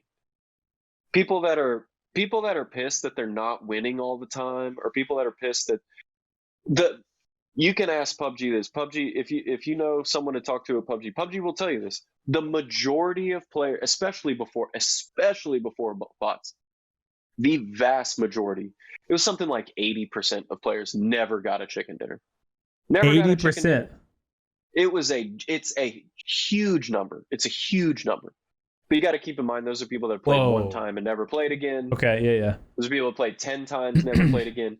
I mean, how many games did it take you, especially early when there were no bots, how many games did it take you to win? Oh, one. When you No, just kidding. No. I thought you were serious. I was like, man, you're going to just crush all of my points. I'm so confident. I honestly don't remember when my first chicken dinner was. It definitely wasn't soon. I remember like a few months ago, before the game went free to play, or right around that time. Oh, it was when the game went free to play. The servers were down. On my stream, I pulled up old first recorded footage of me playing PUBG on console. It's like late 2017, I guess late 2018 or early 2018, whatever it was, on console early access. And it was I was dog water. Like, it was everybody is single fire, everybody's prone. It was only TPP, FEP wasn't even available. Like, so definitely took me a while to get a win, for sure. For sure it did. Oh, dude, I was playing on my living room TV. Like, a monitor. I bought an extra Xbox. I bought a monitor. I did all this stuff for PUBG. I was playing on my living room TV, and I remember I went to the middle of the circle on Erangel, laid down, and we just waited. I think I came in third place. I had to change my clothes. I was sweating through everything. It was a mess. Yeah, no, fell in love with the game, but we play it. We play it very, very casually. So it's kind of interesting because, like, tournaments, I have no interest in playing tournaments, but I built the whole tournaments. That was one of the most time-consuming features. League, I'm not even a part of the league. I have a private league for me and my buddy. Nice. I have a private one for me and my buddy. Nice. And I'm going to release private leagues pretty soon, where people will be able to create their own leagues, and you can add your own. So I could do like a CDome league, and like only people who I let into my league can compare stats with each other? Yeah, so we're going to do, basically exactly that, where you'll have a leaderboard of, only your community, and you as the owner, you'll be able to potentially add, but you'll definitely be able to remove and ban people if you need to. And then you can password protect the sign-on screen. So, one of the ideas is, like, people that are part of your Patreon or something like that, you can give them all the password, and then you've got your Patreon leaderboard. That's cool, man. That's super cool. I like that idea. So, and then, I have so many ideas that I want to do, but down the line, maybe we'll do different types of scoring systems where there's a super aggressive leaderboard that's kills matter more than anything else. Right. A survival leaderboard, damage, where damage and assist come into play, and different levels of ranking. But I think I'll probably I think next season we'll probably revert back to 30 matches per leaderboard, but that'll probably be the classic scoring mode. Right now, how many matches are on the leaderboard? Right now for season 3, it's your best 50 count. Best 50 count. Okay. And then in the best 50, what stats are being tracked and attributed to the leaderboard? So I track a number of different stats. So you can see things like how many bots you killed, how many actual players you killed. Right. Time alive. Wins you had, right? Wins. Points, time alive, that type of stuff. But as far as the points that count, it's 1 point per kill, And then there's a range from 1st to 10th place where you'll earn points. So first place gets 10 points. Second place gets, forget my own rules here. It's like a tiered level, like basically how esports is. Yeah, how if you're first place 10 points, second place 7, third 6, fourth 4, 5. Fifth place is 3 points. 6th and 7th are 2. 8th, 9th, and 10th are 1 1 point. And then 11th up is 0 points. 0. Gotcha. Okay. So there's placement for 1st through 10th, and then there's placement for player kills. Bot kills don't count at all. And then from season 2 onward, I put in an update where if you are in a match of 80 to 90% bots, then your placement points get reduced by 50%. So what was happening is some players would, and I don't think anyone is necessarily gaming the system, like what a silly, maybe people have too much time on their hands, but what a silly thing to do to game the PUBG lookup leaderboards. But right. What people would do is either play in regions like I do, where I'm only playing against bots. Mm-hmm. They wouldn't get any kill points, but they would come in first place way more often, and they would get a lot of placement points. Gotcha. Okay. So that's to kind of mitigate the super high bot rate where it's almost intentional. And then if it's 90 or plus above bots, then it's 66% reduction. And then if the map is Haven, your placement points are reduced by 50%. So your kill points always count as 1 if it's a player. Okay.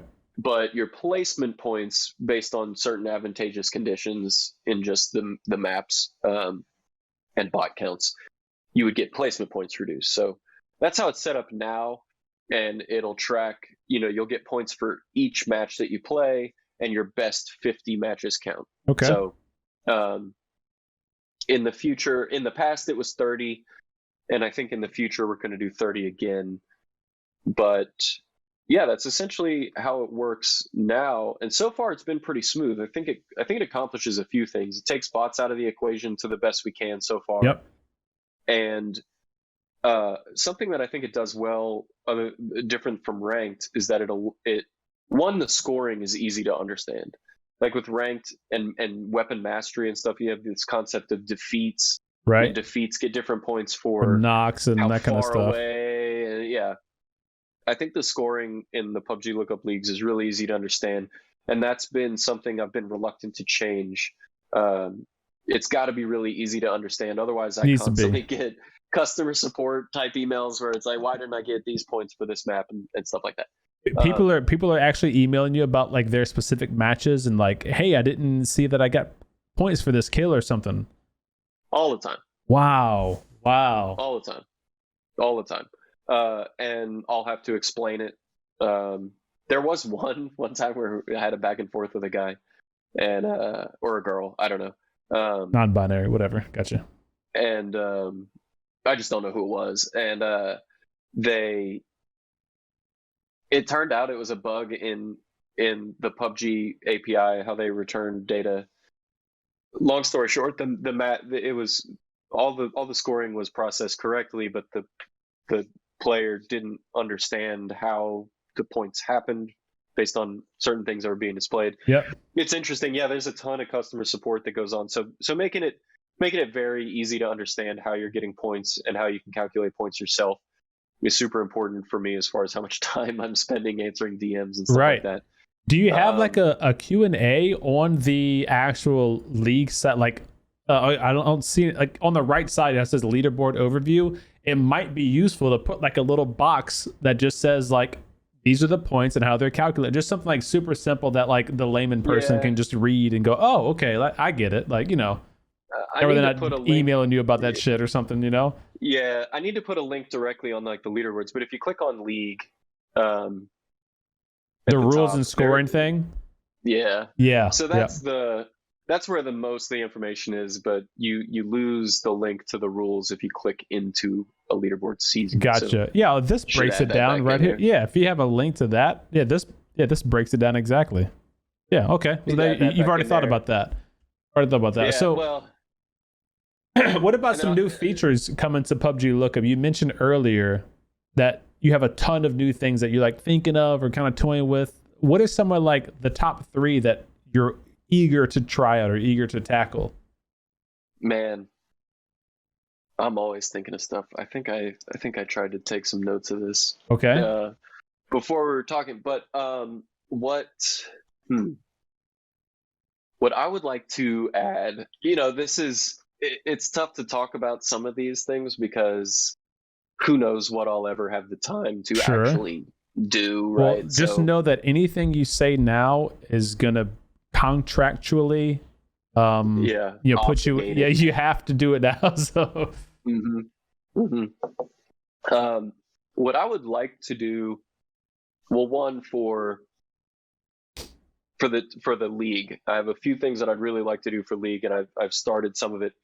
I would like to have badges, like award badges for placement in certain achievement badges for things that happen in the league. okay. So, if you come in first place, you'll have a first place badge, most kills, most matches played, different badges for different things. And then if anybody looks at your player profile at all, inside or outside of the league, it'll show those badges. So you have something to kind of earn outside of just rank. And because right now it just goes away. Like, you can't look at old seasons. I need to build that out. There's no, like, you win and then it just goes away. And I'm sure it's really deflating for a lot of people. So I would like to have some sort of long-standing recognition of how you've done in leagues. Okay, that's cool.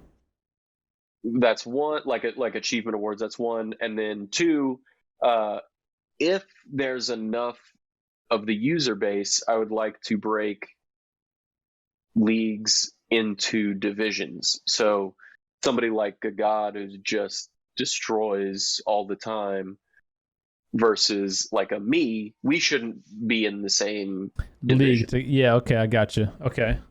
This ties me into, I'm going to test my mute abilities. It's working. My man. But I'll dive back into it because I'm conflicted on divisions anyway. But I would like to do divisions where it's, there's kind of a gold division and a silver and a bronze or something like that. Is that something that you would determine though, like who's in what division, or the player? You would compete and climb. So like the top 50 from the previous leaderboard would be able to climb into a division, and you'd have to stay in the top 50 to, gotcha. Something like that, or based on points. If you're in the top 50% of point scorers, then you get in, or something like that. Mm-hmm. So divisions I would like to do, achievements I would like to do, and that's just league oriented. I did have the opportunity to do rewards and like actual monetary, winnings for first through fourth place through a third party. Oh, you got sponsored for the leagues? Not really sponsored. Somebody reached out and said that they would like to offer rewards. Okay. And I said no. Right. I said I'd think about it, but that brings it. I'm a one-man show doing it for free. Right. So it brings in a whole lot of hassle when you've got a monetary reward on the side. Yeah. People are going to cheat. People are going to come out of the woodwork. People are going to complain. Now there's something to win. And if, the guy in fifth place who's missing fourth place by 1 point looks through all his matches and finds some discrepancy, now I've got this whole thing I'm spending my weekend on and all that. And I think it would shift the perception of the leagues. I really like that it's fun. It is just for fun. Yes. You don't have to pay to join. You don't have to, there's nothing on the line but fun. It's just a hobby, just something fun to do with your friends or against other equally skilled players, hopefully. I remember when I was hosting. Oh, go ahead. No. I was gonna say, I remember when I was hosting the tournaments, I was very reluctant to ever make it pay to enter, number one. Mm-hmm. And then number two, we tried rewards on a number of the tournaments. We tried cash prizes. I even had people reach out and offer to sponsor, here's a couple $100 or here's some gift cards or whatever. And we did those. But I remember every time we did those, there was always chat filled with this person's cheating or DMs with, oh, this person, look at this, like all that kind of crap. I said, you know what? No more. The only rewards I ever did, I try to get unique with it. And I bought and sent PUBG merchandise. So like little bobblehead PUBG guys or t-shirts or mugs, like something that had like zero monetary value, I was like, this is if you win this, I'll give me your address and I'll send this to you as a reward. But like that the $25 limit, that's it. Like nothing crazy. Cause as soon as you bring money into it, man, dude, it just, I hate it. I hate it. Yeah. So yeah. And it's super frustrating because, the people that reached out, like it's cool. Like it's a cool thing. Yeah. Yeah. It's really nice of them to offer that. And it would be, it's incredible. And it's really, it's a cool thing. It's really fun. Like it should be really fun. It should be a no-brainer, but it's like, I don't have, and maybe I should recruit, like the same way you guys have like mods or something, like maybe I should recruit people to start answering questions or something. But, I don't know. It went against, it's a hobby for me. I don't make a whole bunch of money off of it. I pay quite a bit into it. Yeah, I'm sure the servers and stuff aren't cheap that you have to keep keep it running. No, yeah, they're not, and they fluctuate too. Depending on how popular PUBG is at the time, and right, how popular a feature I have out there is at the time, and stuff like that. So, no, it's not particularly cheap. It's not like I'm not losing money on it, but it's it's not like my job. Right. I understand exactly what you're saying. Trust me. So yeah, I really enjoyed it. It's definitely a hobby. So the minute it becomes not fun, like why would I? You started do it right for fun. So that's where my concern went to, is like the same thing with tournaments. I've always had the opportunity to run like on my own Twitch, or like maybe I could have reached out to you and try to partner with you, and you and me do a tournament. We can still do that. We can still do that. But that feels like work. Oh, well, then we're not doing it then. We're not. That's what I'm saying. Then it starts feeling like work. It doesn't feel like fun. It feels like people pissed off that their game crashed and you didn't have the rules to account for that. So I hate it. I was like, then it's not fun anymore. So why do it? So fair enough. Yeah. So I've really tried to keep it more fun. Man, I'm going off on tangents. No, you're good, dude. We're chilling. We're chilling. I'm liking where we're going. But so the feature that I really want to build now, and I'm like, damn, I'm late to the game. I could have done this a long time ago. Is similar to what I have to do right now for League. So for League, I have to track every game you play.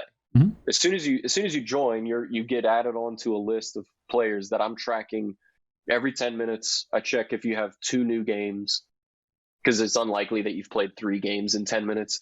And if you've played 3 games in 10 minutes, it's unlikely that any of those games matter in the league scoring. So I check for 2 new matches every 10 minutes. And what I'd like to do is set that up outside of a league scenario where I can track stuff that people have asked me to track over time forever. Like, I think it was God that gave me this idea, but he was like, what if we did 100 game rolling like score? Okay. So essentially the score that you get for League would be like your player score, and you have 100 game rolling cycle, and that's your PUBGLookUp ranking. And so you can sign up for it, and I can sign up for it, and everybody can sign up for it. And now we've got a leaderboard sort of that's just a forever ranking amalgamation of what it's kind of like weapon mastery, but a running forever leaderboard, if that makes sense. Like it would always take my top 100. Is that the idea? Well, kind of the early idea. I don't know. Let's talk about the idea. Okay. But it's what and maybe Gaga has some different ideas, but this is kind of what spurred it on. Is there's assign points to a match similar to what we're doing for League right now. Okay. Every match gets a point value based on, right now, it's kills and placement. Mhm. But maybe we have a more elaborate algorithm that determines skill, and you get assigned a point to it. So it's, let's say it's kills, placement, distance traveled, shots fired, things like that, Okay. accuracy. Accuracy. And each match gets assigned a point, a point value, and then you have 100 matches that all have a point value. You take the average of that, and that's your PUBG lookup score. And you could track that over time. And now, because I'm tracking all this data, I can show you information that I can't show you with the information that I can get from PUBG. So, like PUBG, I can look at, I think it's 50 matches and or up to 13 days, I think, of data. Okay. So if you played a match a month ago, I don't have that and I can't find it. There's nothing I can do about that. If you played 100 matches this week, I can't look at match 60. Maybe I can. Don't quote me on this, but don't record this for the internet. Quote it and put it out there. Don't put it on a podcast. So I can only pull certain bits of information, but if I store that information long term, now I can start showing you, like, a good example that everybody looks at is the map frequency, map rotation, your personal map rotation. Right now, I think I show 30 now. Maybe it's 50. I have to change it based on how many people are active on the site. I'm looking now. 30. So I'm showing 30 recent matches. But if I was tracking you long term, I could show 200. I could show 500. I could show whatever. There's information that I can show you that I can definitively track long term, and you can have like a rolling skill chart of, am I getting better? How am I doing? Stuff like that. Yeah. So that's kind of like the long term goal, is I'd like to do sort of a premium subscription based model on that, because the reason I don't do it now is I can't afford the server. I'm not willing to lose money. I'm not willing to pay. I'm not willing to lose money to run PUBG Lookup. Sure. I'm not necessarily trying to make a bunch of money, but I'm definitely not willing to lose money. So it would probably be like a very small paid. It would have to be a very small paid service to do that kind of processing for everybody all the time, every day. It'd be like a really premium cool. league. I think that could be really cool. That's the thing people most ask me about. What gun do I use most on Vikendi? What is my favorite gun over time? What is my accuracy with the shotgun's a stupid example, but you know what I'm saying. Right. People ask very ask specific that type of information, things, like very granular stuff that I can't do with the information I have now, or I can't feasibly do and not lose money. And have you ever, I know you mentioned talking to Andy. For those who are listening, Andy is one of the community managers for the console side of Xbox, or PUBG rather. A super cool guy. And I know you said you've been in contact with him before. Have you been in contact with like any of the actual developers? Like, do they see the crazy stuff you've been doing with the site and go, God, why don't we have something like that? Or how can we bring you in to like help us with anything for our system? Do they ever reach out, or do you reach out to them for that? Yes and no. So I don't reach out to them, but maybe I have a few times, but never like, asking for anything. Like, a lot of times I'll reach out asking questions about what certain information means or something like that. I did talk to Brian Corrigan a few times before he left. Yep. Before he left. Yep. He unbelievably supportive guy. Just such a truly intelligent guy. I mean, you could tell, like, some people that you talk to, you can just tell are like super smart. Very intelligent guy, really cared about, I'm just a random dude for all he knows, and very, very kind. So yeah, I talked to him. a few times. He was instrumental in getting me my creator code, which I super appreciate, because the creator code still isn't even available to most people unless you are a streamer, or make like YouTube content. Yeah, So, I didn't get it until I was a PUBG partner, and then I was doing YouTube stuff way before I was a PUBG partner. Yeah. Yeah, he literally had to like do that himself. I mean, I think he had to like call somebody and get me that creator code. So that was very, very kind to him. Yes. That's a creator code PUBGLookUp on the creator code program in PUBG's UI. If you're listening and you're wondering what that is, that's a free way that you can support Matt on his website with PUBGLookUp. Anything you buy in the PUBG store, you can click creator appreciation code, register your email or whatever you have to do on PUBG's website to log in, and then choose a PUBG creator. PUBGLookUp would give credit for any purchase you make to Matt. Yeah, it's actually incredibly helpful. I think I don't know if we're supposed to say or whatever, and I don't know if it's the same for everybody, but it's a percentage of, so it's no extra cost to you. Zero. If you're somebody that buys stuff in game, it's no extra cost to you, but whoever you have your creator code entered for gets a little cut of each purchase. And right, if you get enough people in there, that actually buy something, it does help. I mean, every little bit helps. It's a really cool thing that they do. Yeah, every little bit helps. So I very much appreciate it. As far as them reaching out,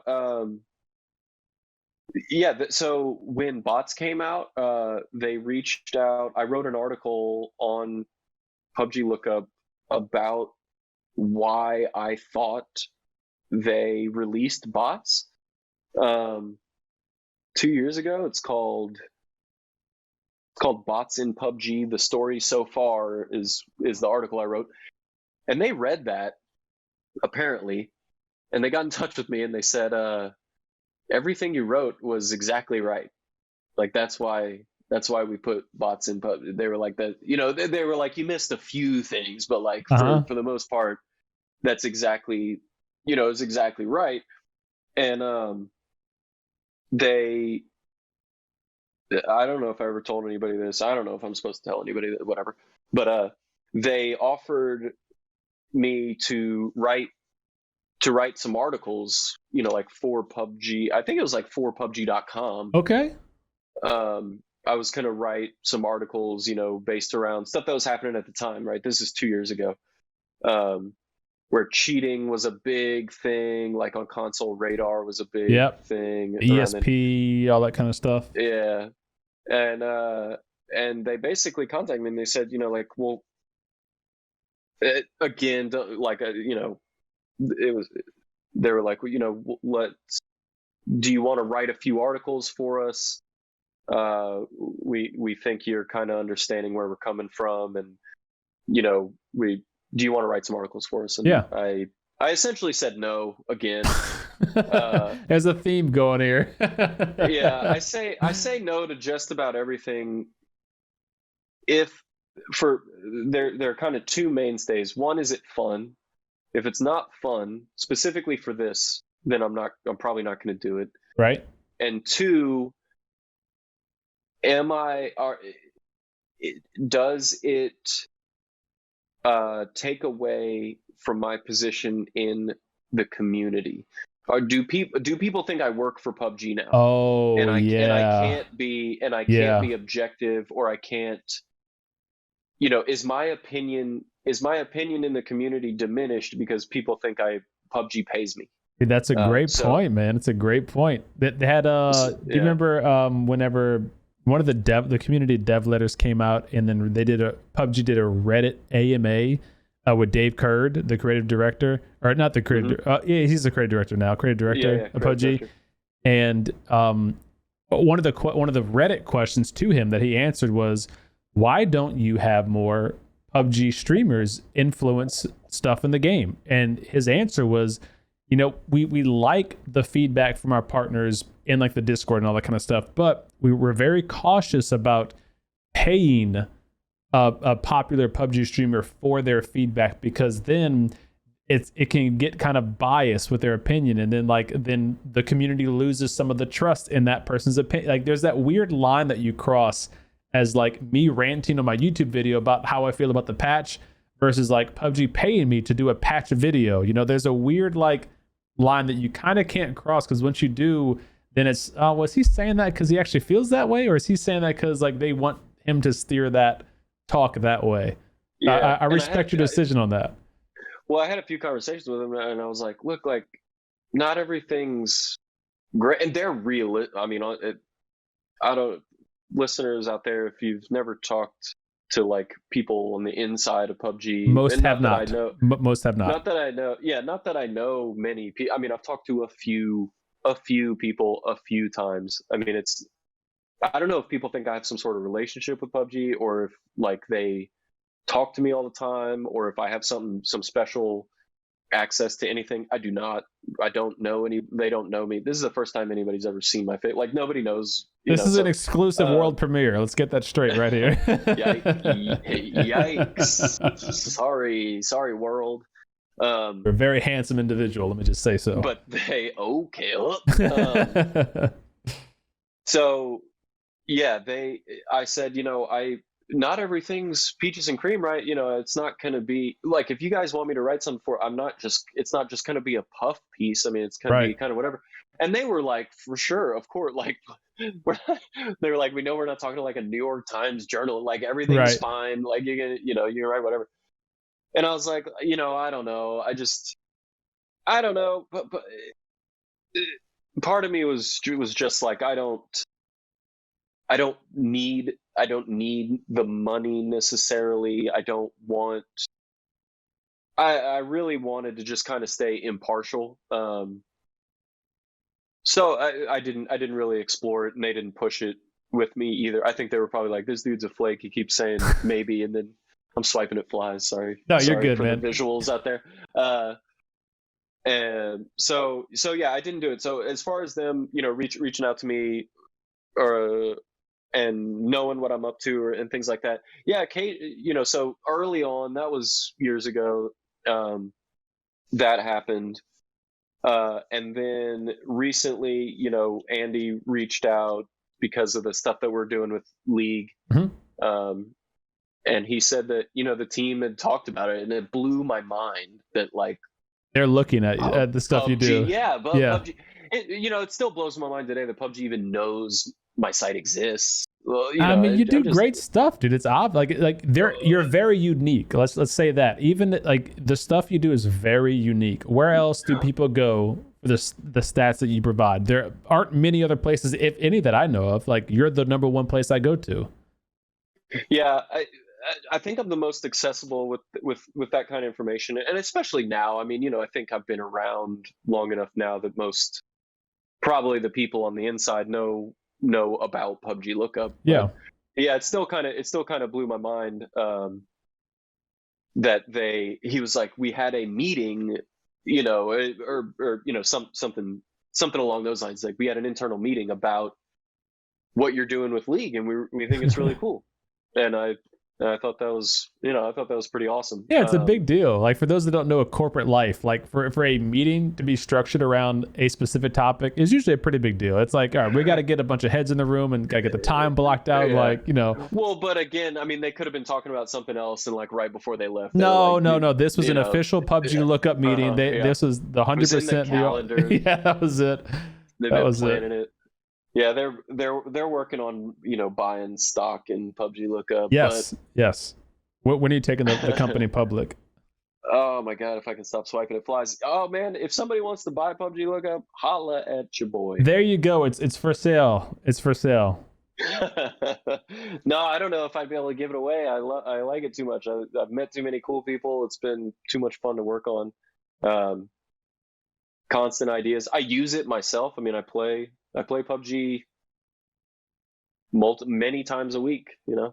Well, let's talk about that, because it's obvious for anyone listening now is that this started as a passion project. It still is and will be forever a passion project, and that's one of the reasons why I love your site, is that like obviously the idea of us both being from South Louisiana, that was like a sidebar connection. It's like, wow, are you kidding me? Like, what are the odds of that? You know, like that's very random. Right. But you know, so that's a piece aside. The website itself is phenomenal. I've had plenty of use personally. I've had plenty of use doing the tournaments.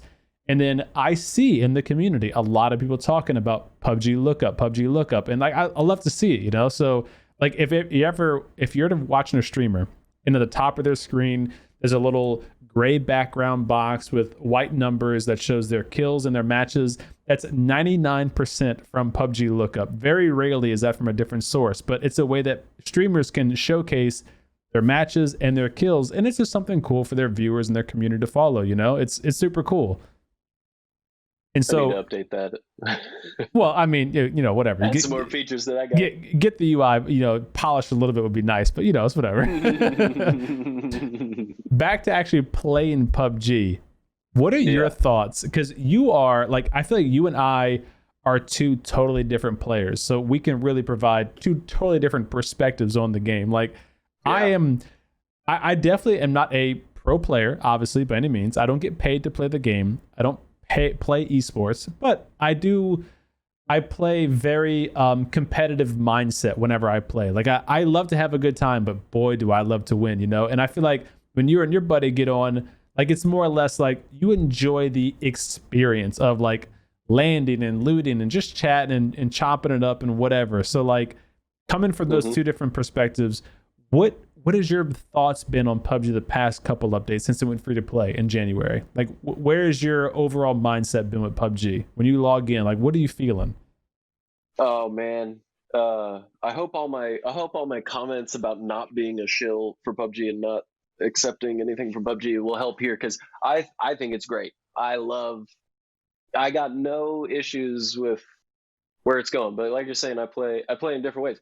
I like that they're trying out things like the tac pack. I know it was kind of a swing and a miss, especially on console. I mean, it's cumbersome. I think so. The tac pack, fine. Spotter scope. I like what they're doing with these other things. You know, they're kind of swing and miss all the time. I'm extra sympathetic because I know how hard it is to like appease everybody. From a developer standpoint, you mean? To a degree, yeah. From a developer standpoint, they're a global company. They're dealing with who knows how many different languages. They're dealing with who knows how many different cultures. So I'm not, I'm a drop in the. I'm like one guy, you know, serving a website out. But I do respect how difficult it is to put something out there like that. And I like where the game's going. You know, they're trying something new. I think they make when we have all the information, their decisions do seem more reasonable. When we don't have all the information, the decisions that come out of PUBG seem like insane and asinine. Yeah, that's a problem. That's a problem. So I've always been. I've told them over and over and over, why are you not communicating more? That's the only issue, PUBG. I haven't told them over and over and over because I don't really talk to anybody, but like I put that out on Twitter and stuff like that. It's like, just communicate more. I think people would understand what's going on a lot more if they would just communicate. But with free to play, beefing up, you know, training, I think has been great. The marksmanship stuff and training, I think, is cool. The tac pack and things like that, I think, are cool. You know, you're gonna have to evolve the game. Like new things are gonna have to come out. You're gonna have to try new stuff. Yeah. Some stuff's gonna hit. Some stuff's not gonna hit. And I think adding, you know, a new 5.5 gun or a new 7 gun is cool, but it's not gonna do anything for the game super long term. So I like the new stuff that they're adding, you know, putting the mortar, making the mortar not take up a primary weapon slot. I think they should have done that from the beginning, you know, like little. So I like what they're doing. I like that they're trying things. What do you think about the tac gear? Like bring in the tac gear. So I've been thinking about this idea with the mortar.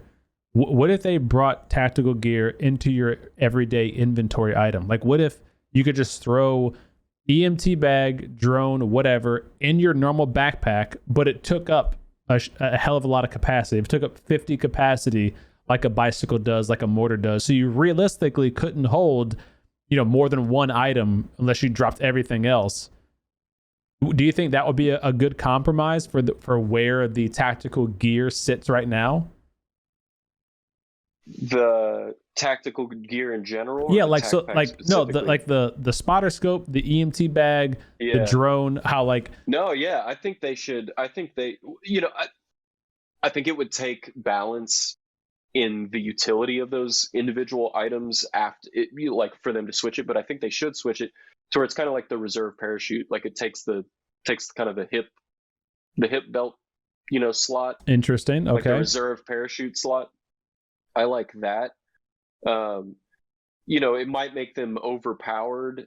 I don't know how you swap guns. I don't know how the usage would actually happen, because like right now with the EMT gear, you can physically carry it. You can physically carry the tactical, like if you switch to that weapon. So I don't know how that would change, but I feel like having 2 weapons and then these extra utilities would be a cool thing to explore, as opposed to taking an entire weapon slot for this specific utility. I don't know how you balance that, with the current, like the EMT gear. That would, obviously, I think everything would be overpowered. Yeah. I think they nerfed the spotter scope hard enough to where no one's going to pick it up right now. But the EMT gear would probably be overpowered if it didn't take up a weapon slot. Now you've got 2 weapon slots and essentially instant healing. Right. That would be brutal. So it's a constant balance. I mean, I guess this is the point that I'm trying to make, is that I appreciate that they're trying to make they're trying to keep the structure, the main core of the game feel alive, but they're adding new things. They have to add new things. They're going to swing and miss occasionally. Probably a lot. I mean, because what you're left with, the fan base, is the most rabid, hardcore. Like, I care the most. Every person that still plays this game cares the most, and they're so mad when things don't go exactly right. Yeah. And they're just kind of happy when things go they're so mad when things go sort of wrong, and they're just kind of happy when things go exactly right. So right. PUBG cannot win anymore, and I think it's been this way for a while, and they probably resigned to it a while ago. So they're just going to try stuff, and that's why they don't talk. That's why they're not talking to anybody. Like Dave Kurt will come out and say a few things for like 2 weeks. He'll be active, and then he's gone. Where? Yeah. But can you be mad at, like, what's he gonna say? Everyone's so mad. Well, that's why they have community managers. That's the idea of Andy and of Hawkins, when he used to be in that role, like that, and CC, like that's their, and Steve, the Happy Whale, that's their thing, is that give those guys more runway. Give Andy, give Steve more runway to say what they need to say. And they can't. More information. They can't. Like they're so hand-tied about what they can and can't talk about, that it's a struggle. Like, that's why I've always appreciated the dev letters and the community AMAs on Reddit, because it is like your one chance to get true insight to what they're working on, why they maybe have did recent things, like that they changed, why they did those changes. So that kind of stuff, I think, does go a long way, even if the answer that they give is like, yeah, we looked at the data and we still think we made the right choice. Like, the fact that they at least acknowledge, like, hey, this is why we did this, I think at the end of the day, that appeases a lot more than it upsets people, And it's like, it's definitely more of like that, I think, is good. Just talking. Yeah, man. I literally said to my wife today, babe, open community, and we're just joshing back and forth, because she asked me some question, I don't know, and I was just irritating her, and I said, open communication is the best. She's like, why are you asking me that? I was like, open communication is the best. The more we communicate, the better. Yeah. And it is true. It is true. Okay, so you're happy with PUBG in its current state. Obviously, I'm sure there's things you would want to change and would love to change, but I mean, for sure. But you're happy with. In the specifics of PUBG, I'm a general optimist, and I think it's, I don't think I'm generally not mad. I think what PUBG does so dang well too is that it is such an open sandbox of a game that no matter what 1 or 2 features they add or remove or change, the player choice is still there for the most part for you to enjoy the game the way you want to enjoy it. So like they added gliders, and you might be the kind of player listening that never has even gotten in a glider, so you could care less. But there's the fact that they're there gives other players the opportunity to experience that. The spotter scope, the fact that you might think, oh, they nerfed it to the ground, it's terrible. There are some players, there's a portion of players that do not want to shoot a gun. If they could, throughout the whole match, they want to play with their friends and never have to worry about aiming and missing a shot. They want to be the spotter scope guy or girl. They want to be the EMT person. They want that cool niche role. And so like I think PUBG does that so well that it's such a unique experience for everyone playing. Like if you play Warzone or Fortnite or anything like that. Mm-hmm. So like Warzone is like run and gun. Like there is no other way to play that game. It's run and gun. Like if you're not running a gun and you're in a corner hiding, and like that's it. Like Fortnite, I guess is probably on the other end of the spectrum where there is so much stuff you can do in Fortnite. Apex is like Call of Duty. It's a run and gun. And so like you go to PUBG and it's like you can do anything. You got this 8,000 by 8,000 kilometer map that you can explore, and your story can evolve so much from out the plane to the end game. And every match could be different if you chose it to be different. And like that's what I think PUBG nails. And they do have to be careful with what they add that could change that and alter that. And so that brings me to my next question. What do you feel about them? Because I feel like they're on the cusp of just doing it, adding revives. Because they tried with the comeback arena, which was, like you said, a hit and a miss, or a swing and a miss, rather, on Tego. What do you think if they said... Well, I think what that was them trying to be different, yet trying to appease to people wanting revives at the same time. So they tried to create their... In their head, this is what I think. Comeback arena was their way of adding... What if we could do Phase 9 PUBG in a mini battle royale? Like when you're in the final phase of PUBG and there's you and 10 people left, it's intense. It's like, oh man, like I gotta stay alive. I want to get this chicken dinner. They tried to recreate that for the comeback arena. Obviously, they didn't do it. It didn't execute properly. But that was their idea around the comeback arena. Was let's create that intense moment. I almost can't even tell. They had to have known. I almost don't know if that's even what they were shooting for, because they had to have known. No, you don't think? Well, if you think about the scale of the comeback arena, like it's not tiny. No, I mean it's not tiny, and they had to have known. The only game modes where you can possibly do, is it even in duos? It is in duos. Yeah, it's duos and squads. So it's in duos and squads. The amount of like the window where you can even get into the comeback arena is one thing, and then your partner has to stay alive is another thing. Yes. So they had to have known. I mean, like I knew this. Like you can look at game data. On any given game, what is it? 3 maybe people that are even eligible. 3. Oh, to go to 7? The comeback arena? Yeah. Maybe. It can't be more than 10. So can't be more than 10. Yeah. So like max, you're gonna get, let's say 10 players in there, and then it's not a fight. I think what happened, honestly, is that they saw that's kind of when the gulag in Warzone was all the hype, and people had a lot of fun with the one-on, like the arena system. Like you go into the gulag and you're watching the fight and you're throwing rocks, and then you get into a one-on-one, and if you win the one-on-one, you get to come back. Yeah. I think they saw that and they were like, how do we PUBG that? Right. How do we make that like a PUBG? Yep. Because I don't see it as being, I don't see it as them intentionally trying to create like an intense like final phase scenario. Because you essentially drop in, you just loot.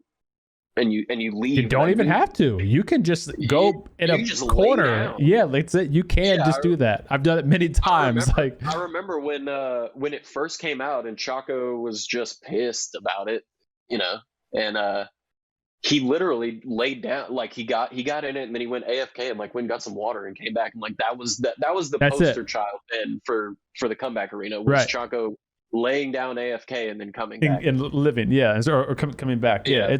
it's not rewarding at all. And then you No, know you it's silly. fast forward to today, they have the 1v1 mode added to the training mode, which makes you wonder, are they going to try to make that the new comeback arena, like incorporate that mode, you know?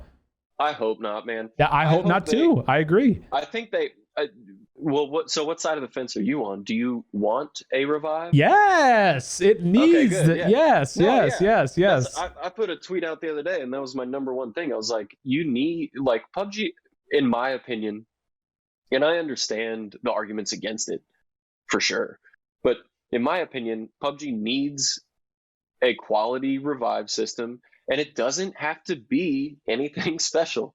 Throw comeback arena all the way in the garbage, In the trash can. Take that code and just destroy it. Like, it doesn't, it was a good, like, fair effort. It is a fair effort. Yeah, that was it. Didn't work out, and that's fine. Let's not try to shoehorn comeback arena into something. Throw that all the way in the trash. What I would prefer to see, and I think there's a million different routes that could be effective and positive and good. I would prefer to see a non-loot based system, like everyone gets a free revive, whether it's kind of like the super people one where they're down and you just grab and you use just the defibrillator. Do like the defibrillator for, you know, and it's loud and it's 20 seconds or something like that. I'm cool with that. Throw something like that in there, or throw you have to collect the dog tags type scenario in there. And I know they're like, dog tags aren't a part of the game, but you know, is there an element that is a person's call sign or like dog tag or whatever? You know, pull that in. I don't think dog tags fit with the lore, but some sort of retrieve your fallen players thing and either bring it to somewhere or hold on to it. You know, like stay alive with it for a minute and a half or something, or I don't know. You know, I don't have the perfect solution, but New State did something pretty cool. Super People did something pretty cool. Yep. You know, you'd have to introduce a lot of different mechanisms into the game to have something like Warzone, but it can be done. Like it needs. I think it just needs to be done. I think Comeback Arena is almost as bad as being dead and just waiting around. Because you could wait 10 minutes if you died in the beginning of the game. You could wait 10 minutes. Then your teammate could die at minute 9, and you waited, and he played for no reason, and you just like it's just... I don't know what happens if your teammate dies while you're in the actual comeback arena, but you can still come back. Like if you're in the comeback arena, like surviving, and then your teammate dies, they're gone, and then now you're left to just come back and be by yourself. Yeah, and now they're left to wait forever for no. It's such it doesn't make sense. Like I'm not just trying to rip on Comeback Arena, because I don't think it uses deserves it. to be ripped. I immediately added stats for Comeback Arena. Like it's bad. It's just bad. Throw it all the way. Throw in it the trash. all the way away. Let's try again. Let's give it the Sandhawk treatment. Throw it away. Yeah, man. Put a revive. Put a decent. It doesn't even have to be a complex one. Put a basic one in there. Just for now, and like try it. You know, I don't know. It's worth a try. So one thing, I think the player base continues to bleed. And it's going to, like, people have to also realize that PUBG will never be 2017 PUBG unless they did a complete revamp, a complete re-release, like a big thing. It's never going to be back what it was, and I'm okay with that. However, they do need to make it more accessible to new players, which they've been really focusing on. If you watch the last 5 updates, every update has had what some people may consider a babyfying, like a babyfying version of PUBG. But what their goal is, how do we keep new players from running away from the game so quickly, and how do we help casual players enjoy the experience a bit more? And that's good. We need that sort of thing. And one thing that this upcoming Battle Royale, Rings of Battle, is going to try to do is, I just got a chance to talk with Josh. He was the other guest in the podcast, and he talked about his revive system in Rings of Battle. And what it's going to do is they're going to have like a are you familiar with Dragon Ball Z at all? No. No. Okay. God. So in Dragon Ball Z, there is this like stasis chamber that the Saiyans get in, and they have a little breathable mask on, and they basically rejuvenate their health. Like they get reborn inside of this chamber. And so he's going to have a reborn chamber that your players are recreated in. But your teammate has to get your dog tag or whatever from your body, make it to one of these stations, and start that long process of doing that. And these stations are going to be in one of their secret bunkers, and there's a limited number of secret bunkers, so that's not like it's everywhere, and you have to fight your way into this bunker and defeat these strong AI bots that are going to be guarding it, and then other players could be infiltrating behind you to trap you inside there and kill you. So it's a very risk reward type of mechanic, and I feel like it's such an obvious thing for PUBG to try and add a risk reward, because comeback BR is no risk reward. You die and you're automatically put into the comeback arena if your teammate survives 10 minutes. And then you just sit there and do nothing like Choco did, and you're brought back. But if there was a dog tag or a defib system, there's some kind of risk reward where, do I have 30 seconds to sit here and do this without getting pushed by this team? Like, can I take this dog tag and make it safely to whatever and go do it? And the thing, so like, Rings of Battle has the added benefit of not existing yet, so they can come up with anything they want, right? Yes. But PUBG, so dog tags don't make sense in the PUBG universe. Sure. Okay. Like, as far as we know, these aren't actual military people. These aren't people that would actually have dog tags. No, these are people that have been like basically stolen away and thrown into this battlegrounds. Right. That's like the lore behind it. So like having a dog tag doesn't make sense. Sure. And there's no concept of like a unique identifier, like a patch that's a QR code on the back of their neck or something. Right. Yeah. So, like agent 47 0 or whatever, 47. So they would have to come up with a dog tag mechanism that isn't a dog tag. Right. And then they would have to come up with like a new special building, like the rejuvenation or the rebuild capsule, like in Rings of Battle. Yeah. PUBG would have to come up with a new thing that somehow fits in their lore for that. So they're at the disadvantage of like having established lore where they can't just be like, we have dog tags. Yeah. They can't. Well, they could just take the self AED defib, and just change it to a defib, and it already does the mechanic. It already does the and it does all the stuff. I don't know who would be pissed about that. I can show you comments of who would be pissed about it, but they're pissed for reasons that they don't know. I'm sure. They're like the game's hardcore. Pitchforks. When you die, you die. Right. Exactly. Like, that's fine. Like I understand that argument and difference of opinion. That's cool.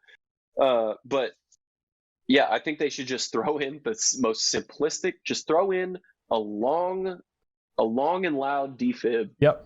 Just try that out. The programming in that is almost in the game already. It is. You got the self AED. Yep. You got just throw in some animation. I'm not trying to minimize. The worst thing you can do is just minimize. It's like, it's got to be easy. Just do it. Yeah. Nothing's easy, but don't do this big elaborate, like the comeback arena. How much time? How elaborate is that? Like, how many meetings did they have about comeback arena before they even started it? And it's this whole thing, and they have to figure out all the different parameters. Yep. And it's like, nah, man, give everybody like one revive. I don't know. Just make it easy. Just make it simple. I'm open to anything at this point. Throw a revive in there. Just make it simple and throw a revive in there. If you want to make it complex, it's the same thing as we were talking about as the league before. It's like, once it's too complex, everyone's mad. No one understands it. Yep. Just make it easy. Make it easy. Give people a chance to stay in the game, I agree 100%. What about like because I know you're a very casual player. What's the thing you like least about PUBG when you and your buddy play in duos? Like, what do you experience something that's like, God, I can't believe this is still like this, or I really wish this was different? Do you have anything like that? I still get kind of annoyed with the movement, like the I was literally gonna say movement. Yes. movement. So many times I'll get real annoyed with like trying to get out of a car and ADS real quick. Yep. On controller is still like an absolute nightmare. I would say it's mostly movement stuff that drives me insane. And then just please give me a backpack At the start. please. Or maybe not necessarily at the start, but like just make them plentiful. Like I'm so tired of looking for backpacks. Yeah. Maybe that's I never hear anybody complain about backpacks. I'm like the only one, I guess. It's just loot in general is not very plentiful on most maps. Sandhawk, they're everywhere. Tego, they're everywhere. But like Miramar, Erangel, Vikindi, I guess a little bit. But like it is frustrating when a quarter of your game is looking for stuff. Yeah, I don't have like huge major complaints, honestly. I would like better ping. Well, you're also general, in a different region too. I know, I'm playing in like Australia, so like I can't. But what about red zones? Do you think red zones belong in the game?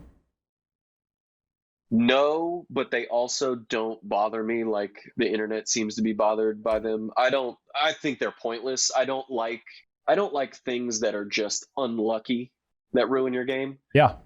I'm not a huge fan of just taking skill out of it. I think I understand the argument for like, it adds a different dynamic and like you have to be aware of your surroundings and you better get inside and you have to have, positional awareness, something like that. But it doesn't play that way. It just plays as annoying. Yeah. And it plays as just like a random way to waste all of your time. Like you looted this long and now you're getting into position and you just get you and your buddy are on a buggy and you just get smoked for no reason. Right. Yeah, I don't know. I don't think red zones exist. Do I hate them like everybody else does? Not really. It's like an annoyance more than anything else. I would say it was an annoyance for me until they came out with Karakin. You remember Karakin has the black zone? Yeah. Oh, there's the puppy. Hey, buddy. There he is. Hey, buddy. So Karakin had the black zone where it was this but rocket strike that would demolish a certain number of buildings. Yeah, it's and like you reverse red zone. You had to like get out of the building. Yes. But you could also physically see the rockets so you could potentially dodge them. And it was an interactable thing happening in the game. You knew they were going to hit, it would circle buildings and you knew they were going to hit the buildings. Yes. It wasn't like you're running through a field and it could be anything. A rando. Yeah. Yeah. So when that map came out, that made me hate the red zones because then I saw, they could do it like this on every map, but they choose to keep this, like you said, random RNG mechanic that, could just kill you if it wants to, or it doesn't kill you. If it could directly impact your character player model and you take 0 damage, or it can impact your player model and you're dead for no reason. Those kind of things I cannot stand. And so once they showed me that they could do it the other way, I'm like, all right, that's it. Get it out of here. Get the red zone out of here. They can do it any way they want. Like I remember when they introduced flare guns and I thought that was really cool. And then everybody hated it because there were like 100 planes. Oh yeah. But they limited that. Like they reduced how many you can shoot and stuff. Yeah. Yeah. It's just like a constant balance. Yeah, I generally don't. It's like kind of silly to say because I know this game is so much RNG, like it really is. But to me, it feels like the game is heavily RNG at the very beginning of the game. Sure. And then it's skill, like after that, like where you land, or you kind of find stuff immediately, like in the first 3-4 minutes of the game. Is a circle near you? That kind of stuff. Yeah, but then everything after that is skill for the most part, I think, where, your rotations really matter. That's skill and just game knowledge. Yeah. Which guns to have, which attachments to have, what utility to carry, which compounds to crash, not crash, where to rotate. That's all game knowledge. That's all long-term, that hand-eye coordination, movement, communication, all that stuff. And then you just get smoked by a red zone. So annoying. What's the point? So what is annoying. that? Why? Yeah. Why is it like, who's, I just don't understand PUBG's reluctance to just turn it off. Yeah, Really there's a couple of people. It's been for years. Yeah, since the game's been out, no one's liked it. No one. No one's been like, oh yay, the red zone. I remember Brandon Green, like cheeky, was like, only really skilled players can dodge the red zone. That's been the meme. Just being like funny. That's been the meme. only like terrible players die to the red zone. They just left it. And part of me, like, what I do for a living is like branding. We do a lot of branding. We do a lot of stuff. Part of me is that like the red zone is part of like the PUBG brand now. Like even if people hate it, it's don't say that because they're never going to take it out. Don't say that.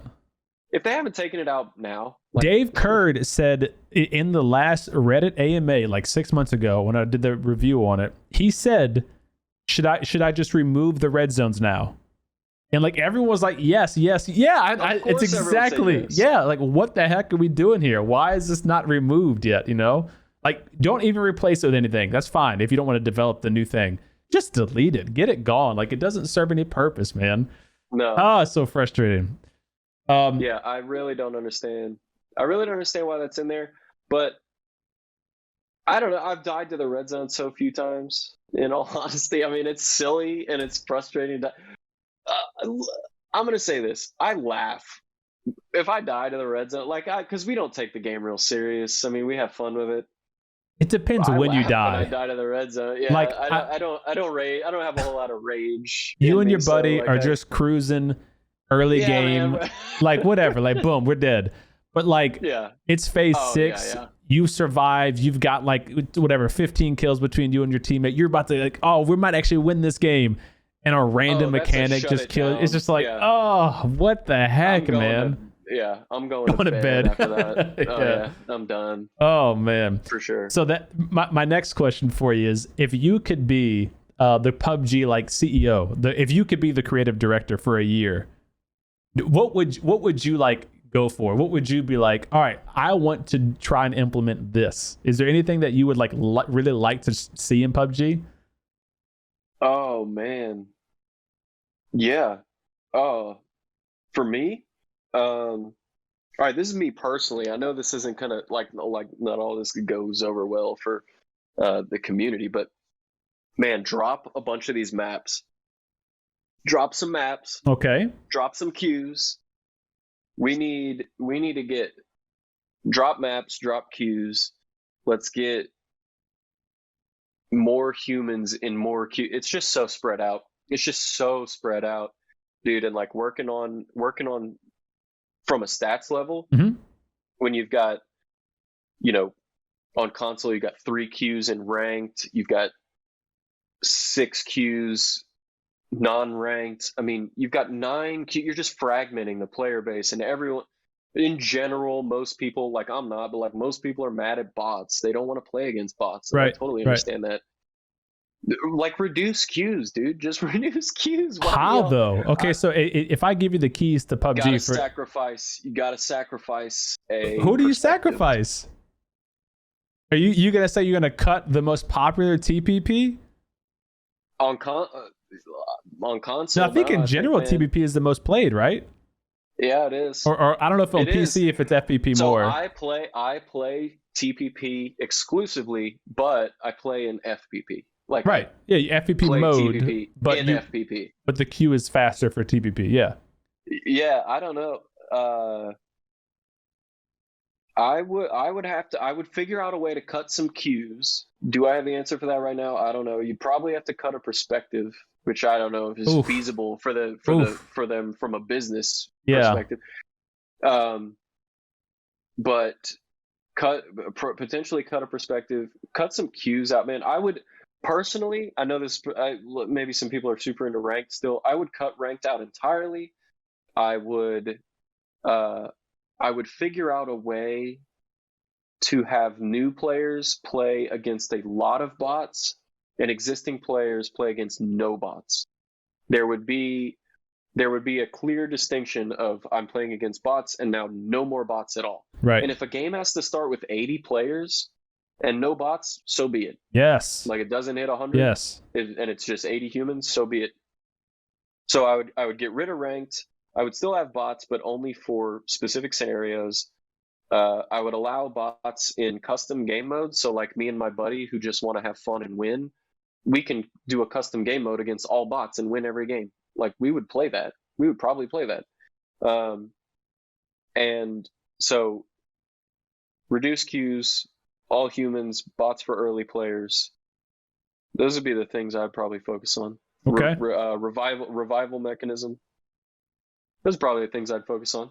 I think they just spread it way too thin. But what an impossible position to be in. They started. What do you do? Ragtag team. Yeah. I think they did. I think they made some pretty good decisions along the way. Like honestly, I'm not hard on PUBG. I think PUBG did a pretty good job. Well, look at where they're at. Yeah, they must have done a good job. Game in the world, right? Overnight. There's I could probably pull up Wikipedia right now. It's like it's the 5th most popular game in the history of video games, or something like that. I mean, it's they killed it. They killed it. So yeah, I mean, I think they made a ton of great decisions. Like I was saying, I'm in general optimistic about PUBG. If I was running the show, I would do the things that I think North America, still consistently wants, or like Western, like English speaking audience generally wants. More military based. Reduce the chance that you're playing against bots. For most people, I'd say take ranked out of it and add a leaderboard, a casual leaderboard system. Like PUBGLookUp.com. Yeah, man, just take what I'm doing. Yeah. Maybe that'll work. Buy the website from this man. Yeah, but please. I have, dude. There are some other sites that I want to build. So I had one called Winner Chicken Printer. And, what? Yeah. What is that about? The idea was that you would be able to buy like a big. Man, I wonder if I have those samples somewhere. I might be able to find them. But you'd be able to buy a big, like 8.5 by 11 print, or no, that's a small one. Like a big 17 by 11 or something like that print of the map, your movements, your kills, the circles, and then stats at the bottom that you can like frame or something. That's cool, dude. Dang, you would have a whole website for that? Yeah. So you would be able to. Come on, where are these? I printed some out a while back. I don't know if I'll be able to find them. But yeah, a website, so you could go on and you would enter your PUBG name, and then you could find the game, and it would show you the print, and then you could like, buy a print. Hey, that's actually a cool idea, man. I would print one of those at like my top game or something. That'd be cool. I know, man. I think a lot of people, like, people that are getting 20 bombs or something would probably print some out. But I bought that domain forever ago, and then I never built it. I got pretty close. That's the other thing with PUBGLookUp. I don't know how many features I have that I like built and like don't. Like bingo, for example, is built right now. Like I think you could access a bingo card right now. Well, okay, so me and Blitz5 did bingo a few months ago whenever we did like a duo stream on console and PC. I don't remember if he was using your website or not, because he was running he wasn't. Okay. No, so bingo's a new thing. How can I get to your bingo? Like, just if I'm logged in, I'm on my username. Well, all right. So I'll say for the people listening. So if you're logged in, you're on your username. Can you see the URL? And it says like account /. Yep. Do account /bingo. Account /bingo. BINGO. Community bingo cards.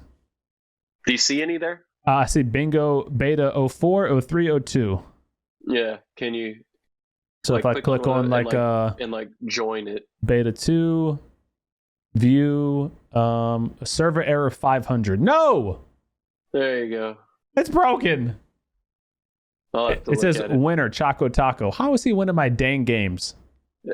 So when I'm testing, I always use like Choco as a test. Yeah, like a Uh, placeholder. yeah. So I added him. So what I want to do with bingo is it's a bingo card, and it'll automatically process. Did you get horizontal, vertical, Right. diagonal bingo, or four corners? And And it's it like different things automatically, to do in the game, like get a kill with X yeah, or do this thing. yeah. Okay, yeah. So right now they're kind of basic ones that I've built out, but like I'm just reading off of this one: destroy a vehicle, attack with the Car 98, loot a care package, go swimming, one roadkill, get 5 kills, equip a pan, use a bandage, use a med Yeah. kit. Like These are player all the ones. challenges, like little cool things to do while you're playing the game. Yeah, exactly. So then you can go through and it'll automatically track all of your games, and then you can go and see how many squares you got and if you got bingo. So yeah, I love that idea. yeah, I'm gonna release that one pretty soon. I was building that at the same time I was building the league, and I finished bingo first, and then didn't feel like announcing it. Well, when you do get So it then I just done, did the you league instead. send it to me, and Yeah. I will for sure be using this while I play. I know a lot of other people will too. If you stream it like multiple hours at a time, it gives you something fun to go and do, because you only have like 5 player missions to do per day or something, and that's it. Yeah, and that's essentially why I did, is 'cause I saw you guys doing that. You guys are streaming doing it, and I was like, I can automate that. Oh, There- you got that from when me and Blitz were playing that? Yeah. Oh, Yeah, that's yeah. awesome, man. I even saved. I think I still have it saved. Blitz's PUBG bingo. You had like an That's image awesome. of it. There you But go. it's like some of the stuff like I can't do. Like so on his, he has CDome Xbox crash. Yeah, that's right. That's So right. like I can't track those. But Yeah. some of the in-game stuff, yeah, I can keep an eye on. That's cool. Shout out Blitz5, man. Shout out. All right, that's awesome. Okay. All right. What else, man? Is there anything else we should be talking? I think we went over so much. Right about almost 3 hours, 2.5, 3 hours. Shoot, I know. I feel like we talked about everything but PUBG, and then PUBG for a spicy minute. No, I think we talked about just enough, man. We got PUBGLookUp in there. So that PUBGLookUp, if you haven't gathered it, it should be your one-stop shop for any PUBG like stat tracking and game stats and weapon stats and player progression stats, all kinds of stuff. Go check out the website. It is free to use, and if you pay or not pay, if you donate, then you get ad free. How does that work? Yeah. So thank you to anybody listening, and everybody that's ever used PUBGLookUp. One, I just want to say I really, really, really appreciate everybody that's ever used it. It's been an absolute blast to talk to everybody. I have so many people reach out to me on Twitter and on email. And in Discord and stuff. Everybody is so wonderful. This community is really, really cool. But yeah, so PUBGLookUp.com.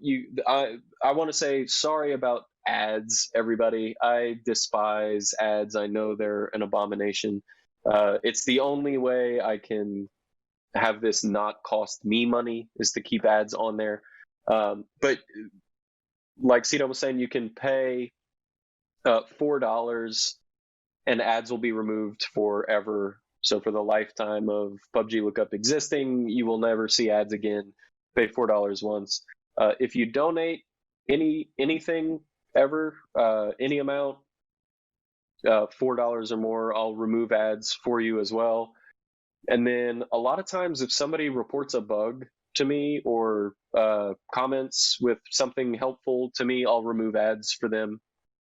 I hate ads. I wish they weren't like a necessary evil for this specifically. But yeah, thank you to anyone who's ever used PUBGLookUp, and to anybody new that's listening that has never been there. I'm an open book. Please message me on Twitter. If you got any ideas, or if you want to know why something works a specific way, or if there's something you wish I had that I don't have, I'll let you know if it's possible. I love talking to people, and I'm super grateful for anybody that's ever pitched in. I have so many people that have supported this project over the years. mean, I've been doing it for, it feels like 4 years now. And Long time. Yeah. it just blows my mind that so many people are so invested in it and so kind about it. It has been a wildly positive experience compared to, what some people might think, or what some people might think of the vocal rowdy PUBG user base, man. So The vocal minority. yeah, the absolute vocal minority. It's absolutely the minority. Yeah. The consistent PUBG user base is just fantastic people that I've interacted with, at least. So I agree. yeah, I appreciate everybody using it. But yeah, you can remove ads for $4. You can support me with donations with a credit card or on PayPal. Or you accepting cryptocurrency? Yeah, I'll take crypto. I've never gotten a crypto donation, but hit me up if you want to send me some crypto. There you go. You can be the first. Now that it's all going in the dirt, yep. It's not worth anything. It's not worth anything. So just send it to them. Just send it my way. Nobody needs it. All right. So you heard it there, guys. Your number one stop shop for personal stats, team stats, league stats, tournament stats at PUBGLookUp.com. So go check out his website. Can you tell us again what all your social medias or contact methods are? So you got Twitter. You're at PUBGLookUp. On Twitter. Twitter PUBG Lookup, okay. Twitch PUBG Lookup. Like, I can get messages and stuff on there. I don't stream or anything. And then you can email. There's contact pages on the website, but you can email support at PUBGLookUp.com. That's the primary one that I'll answer all the time. But there's tournaments, privacy. There's all the other ones too. They all kind of go to the same spot. And it is just me, so be a little patient with me. But Twitter is probably the easiest one. I check that on my phone. I kind of flip through that quite a bit. Twitter and email, yeah. I mean, I don't know. I answer everybody I can. If you message me any level of reasonable and you're not rude, I'll hit you back for sure. Do you have a Discord or no? I do have a Discord. I'm not on Discord very often. I have a Discord channel. It's the PUBG Lookup Discord channel. Okay. You can jump into that, and then on PUBG Lookup on Discord as well. 5528 are the numbers after that. So I'll have a link to all that kind of stuff down below. If you're listening or watching on YouTube, just head to the description. We'll have a link to his Twitter. I'll put a link to his Discord and a link obviously to his website, so you can go check all that. So easy peasy, get down to the description, and that'll be where you can find all that stuff. All right. All right. Let's wrap it up, Matt. What'd you say? Yeah, man. This is awesome, man. This is a blast, man. Who knew we'd be on here for 3 hours talking shop? Hey, man, that's how it goes. I honestly had a blast talking to you. Obviously, getting to know you a little bit more. We've only chat like through DMs and stuff over the past couple of years. It's pretty crazy, honestly, that we haven't like played games together or just chat about whatever. It's kind of wild. But thank you for all that you do, man. Seriously, you helped out a bunch in the early days on the console tournaments. I use your website literally all the time during the stream. It's a great resource for me to look up, like, do I think this person's cheating? Like, I pull up their stats. I'm like, I do it all the time, man. So thank you. Thank you for what you do. I appreciate it. I'm sure the viewers and listeners also appreciate it. And keep it up, man. Any changes you make, let us know when you want to come back onto the show. Of course, I'd love to have you, and we'll talk about whatever new features you got, okay? For sure, man. I love talking about it. Be more than happy to be on all the time. And yeah, it's wild. I was telling my girlfriend, I consider him a buddy of mine, but we've never even talked. So I don't know how it's gonna go. We're just gonna see how it goes. But yeah, no, it's been an absolute pleasure, man. I'll talk PUBG anytime. I'll talk PUBG Lookup anytime. Be more than happy to jump on, and we got to catch some games pretty soon. I got my system up and running. You're gonna have to get back on console, so get the sticks ready. That's never gonna happen. So listen, I have my OG. So when Blitz and I played, like how many months ago that was, I grabbed my original Xbox Day One Edition Xbox and plugged it in. That's all that I had. I sold my Xbox One X. All that's gone. So no. I will not, unless you're on PC, I will not be getting on PUBG with you.